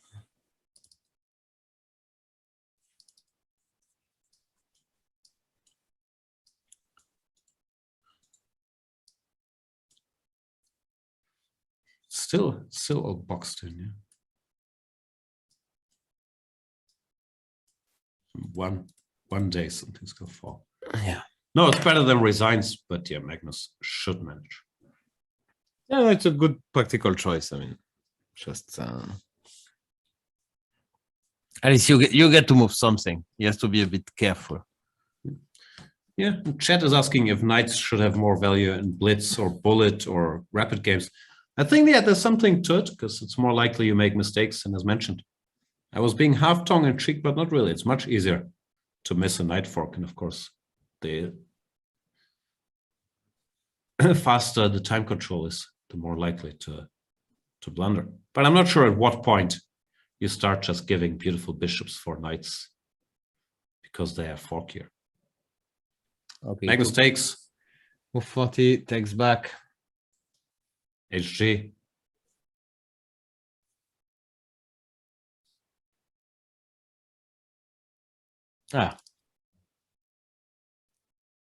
So he just took on g5 and run. To eat something, to drink something else. Something else. Move 40. Move 40, yeah. Big professional. Probably Leko style. Goes to the bathroom. Puts a lot of water on his face. What's funny about that? That's what Peter does.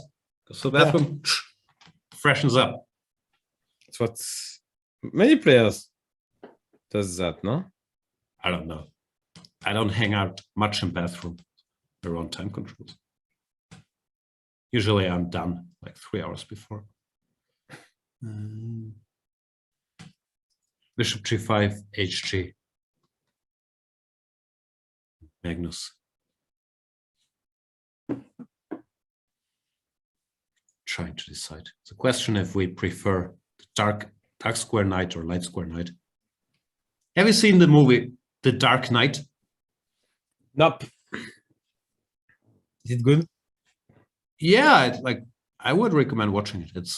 It's one of these Batman movies, like The Dark Knight Rises. Not a fan here. Deutschland 86. And soon Deutschland 89. Big fan. Deutschland 86 is good, no? Yeah, it's good. Mm-hmm. Started with 83. It's always fascinating to me, like what kind of, movies or series or generally pop culture you enjoy and what you don't. Like it's very interesting to me. Really? Yeah. Okay. Wow, chat is with you. They're not Dark Knight fans. But of course, your number one recommendation is Le bureau. Le bureau des agents, no? No, le bureau des légendes. Des légendes? Des légendes. Legend. I don't know how to pronounce it. Legend, like... Bureau of Legends. Yeah, exactly. I mean, recommended. In Norway. as well. So, Do you know there's this series Tehran, which the first season is based on the second season of Le Bureau des Légendes? really? I don't Yeah, know. because that season also plays in Tehran. It's pretty good. Yeah. This Tehran show as well. Okay. But if it's based on the same, it's about the same, yeah? No, you would probably hate it. You would watch and think, okay, this was much better in the French version. Yeah, that's actually likely. I know your tastes. This Whereas Mathieu is- Kassovitz, this is ridiculous. HG and Magnus still thinking. Take it. Magnus, if you can take a pawn. And he sees that it's as winning as the rest. Generally does it. No, it's playing 95. Yeah, he likes Okay. he likes Dominate. keeping the queen boxed in. Yeah, saying I can take that pawn whenever I want. Which is absolutely correct. The chat is asking about Lupin. No, that's not Laurent's style. No, Laurent probably I don't- hates Lupin. I don't like it. Mhm. You were watching it, yeah? And I watched a bit of the first season, but I wasn't a big fan either. Like okay. I think this guy is a good actor, Omar Sy, but this plot. Sorry. It's okay. Apologies. Apologies. His genius plans, this Lupin Yeah, vibe. In general, it felt. I just super watched cool. 1 episode, 2 episodes, and then you told me it's great. You No, don't remember? I didn't. No, I was you- just you- trying no, to bait you. No, I always you- like to tease you when there's French stuff out. Yeah, you to told get me a it's feel. great, and I was not impressed now. Sorry. So if Queen G2, what do we do? Queen G2, I want to play Queen G3 and F4. Trying You could something. push the H pawn too. No? So H4, Queen H2, H3, F4. Ah, you're still kicking. But knight D3, yeah, simply. Yeah. It's mate on the. Let's show. It's beautiful. Knight D3, Bishop D3, Bishop D3, and Queen D1 mate. What is? No. Sorry. I took the other way around, but it's always winning. This is mate, King E1, Queen E4. It's just hopeless. Yeah, and King F1, Queen F3 is a nice. I was just going to take, but yeah, Queen F3. Queen F3 is a nice one. This is not bad either. Can still do it. Yeah, but the point is that I'm taking mate in 1 on D1. So I have to play King E1 and I play Queen G2. I understand. But my point is, if I can take a pawn with check and then get the same position, I'll take and then think about it. Right. This wins.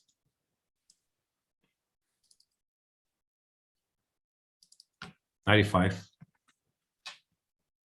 What other tips, maybe series tips or film tips, or maybe some French movies people aren't aware of, can you give to our audience?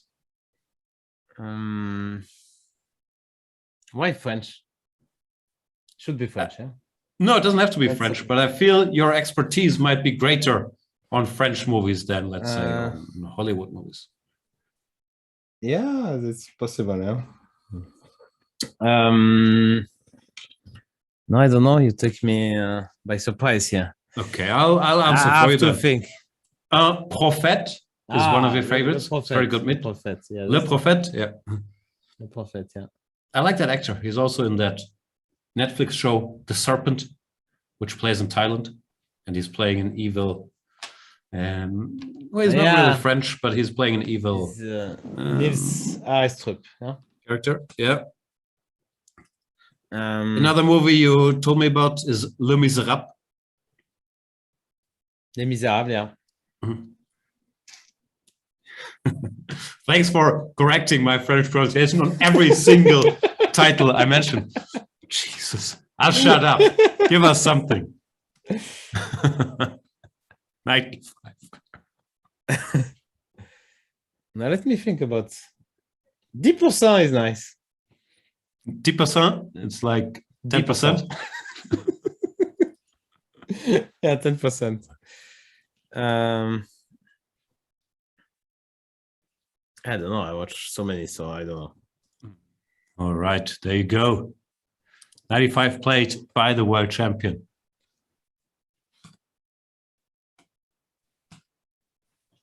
But yeah, Le Bureau is just unmatchable. That's the one.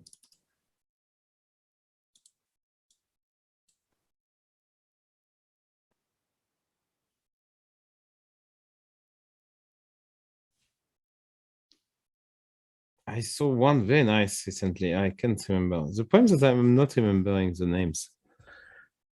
Memory is terrible.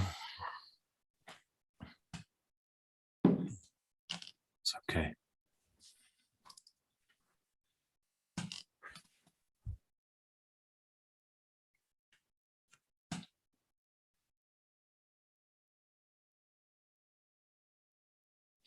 Such a rough position.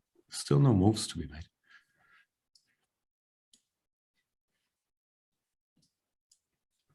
Yeah, no, that's just insanely bad, yeah. So what is your all time? I know I've been taught about social code, and that when you ask me about one say, I should, even if I'm not interested, I should ask you about your favorite as well. That's how it works in society, actually. Do you know about that? I had no idea. Finally. Finally, someone tells me. But do you also, while you're asking the question, do you say that you're not interested in the answer, or is that not? No, I'm not usually? saying that. Yeah, it doesn't matter if I'm interested in the answer. Actually, I should ask. Ah, okay. That's the secret of your likability. You know all these little small talk tricks. So if someone asks you something, you ask them the question back. What about you? Wow. So what about you? What is your favorite? Just name one. No, I got nothing. Like my favorite French movie. What are we talking about? No, favorite movie ever. Favorite movie ever. I enjoy the movie The Godfather. Have you heard of it? Like it's very good. I thought The Godfather Part 2. It's also good. Part 2. Okay. No, they're both good. Like okay. Hot take, chat. And says.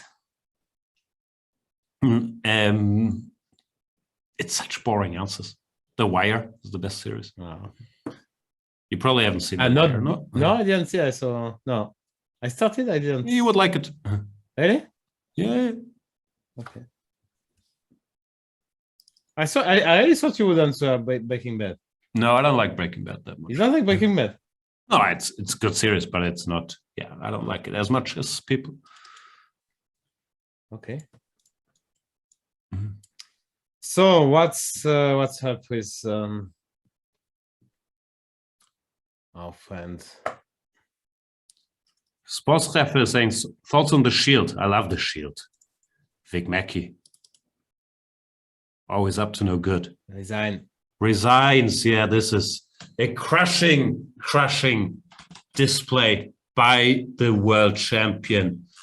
What a game. And he's showing he still has a lust for chess even after being eliminated. Yeah. What a game. That was also the right position for him to get, actually. Just to get interested and not boring, and he could sacrifice the exchange and upon some pure positional compensations. And well, that's just a brilliant game from the world champion. Yeah, very impressive. And also credit to FIDE for playing chess with Magnus, because frankly, you don't see these games from the world champion that often, but it's also because people, they know how to keep it a little drier. And today FIDE went for it and can lead to masterpieces like this, which we'll see in many a book or many a magazine in the future. I'm wondering if even the next issue of American Chess Magazine, they might cover this game. That's very, very likely. I guess tomorrow Fedosiev will try anything as black. Well, it's a rough spot, and But the still, match doesn't. Well, obviously, it's nice to win, and there's money at stake. But for him, it's probably more important to play some nice games with. I don't know. I can't speak for him, but yeah, he will No, try I mean, something. I'm mix it talking up. about Fedosiev. I think he will just. Yeah, no, I meant Fedosiev. Like, Okay. to play some fighting games. Like it seems more important to him than just playing for a result. I don't know. He will try something. Magnus with the white pieces, of course, a big favorite. But tomorrow, the main action will, of course, shift back to the match for first. This is just a match for third, where Sergey Karjakin today had to go for a quick draw with the white pieces against Jan-Krzysztof Duda. Tomorrow, Duda with the white pieces will not return that favor. He will try to win, make Karjakin work. We'll see how that goes. Who's doing commentary tomorrow? Is it us? Are we back? Is tomorrow our last day? We are back. We Wow. are back tomorrow. Yeah. Back for more. Back for more. Yeah, that will be great. And you can now watch the Meltwater Champion Chess Tour. Started half an hour ago. Perfect timing. Go check that out. And if you want, we'll see you guys again tomorrow. Thanks for joining. Thanks to the House of Staunton, to Chessable, Chess24. And yeah, tomorrow more. And to Laurent. Thank you. Bye-bye. Want to raise your chess to a new level? Challenge Yourself is an exclusive, innovative experience designed for Chess24 Premium members. Train like a champ with a unique set of lessons prepared by the coaches of the challengers. Boris Girlfriend and Co. will help you improve your chess. Play a champ. Play a grandmaster each day in Banter Blitz. Take advantage of this incredible opportunity from June 10th. Go premium and challenge yourself.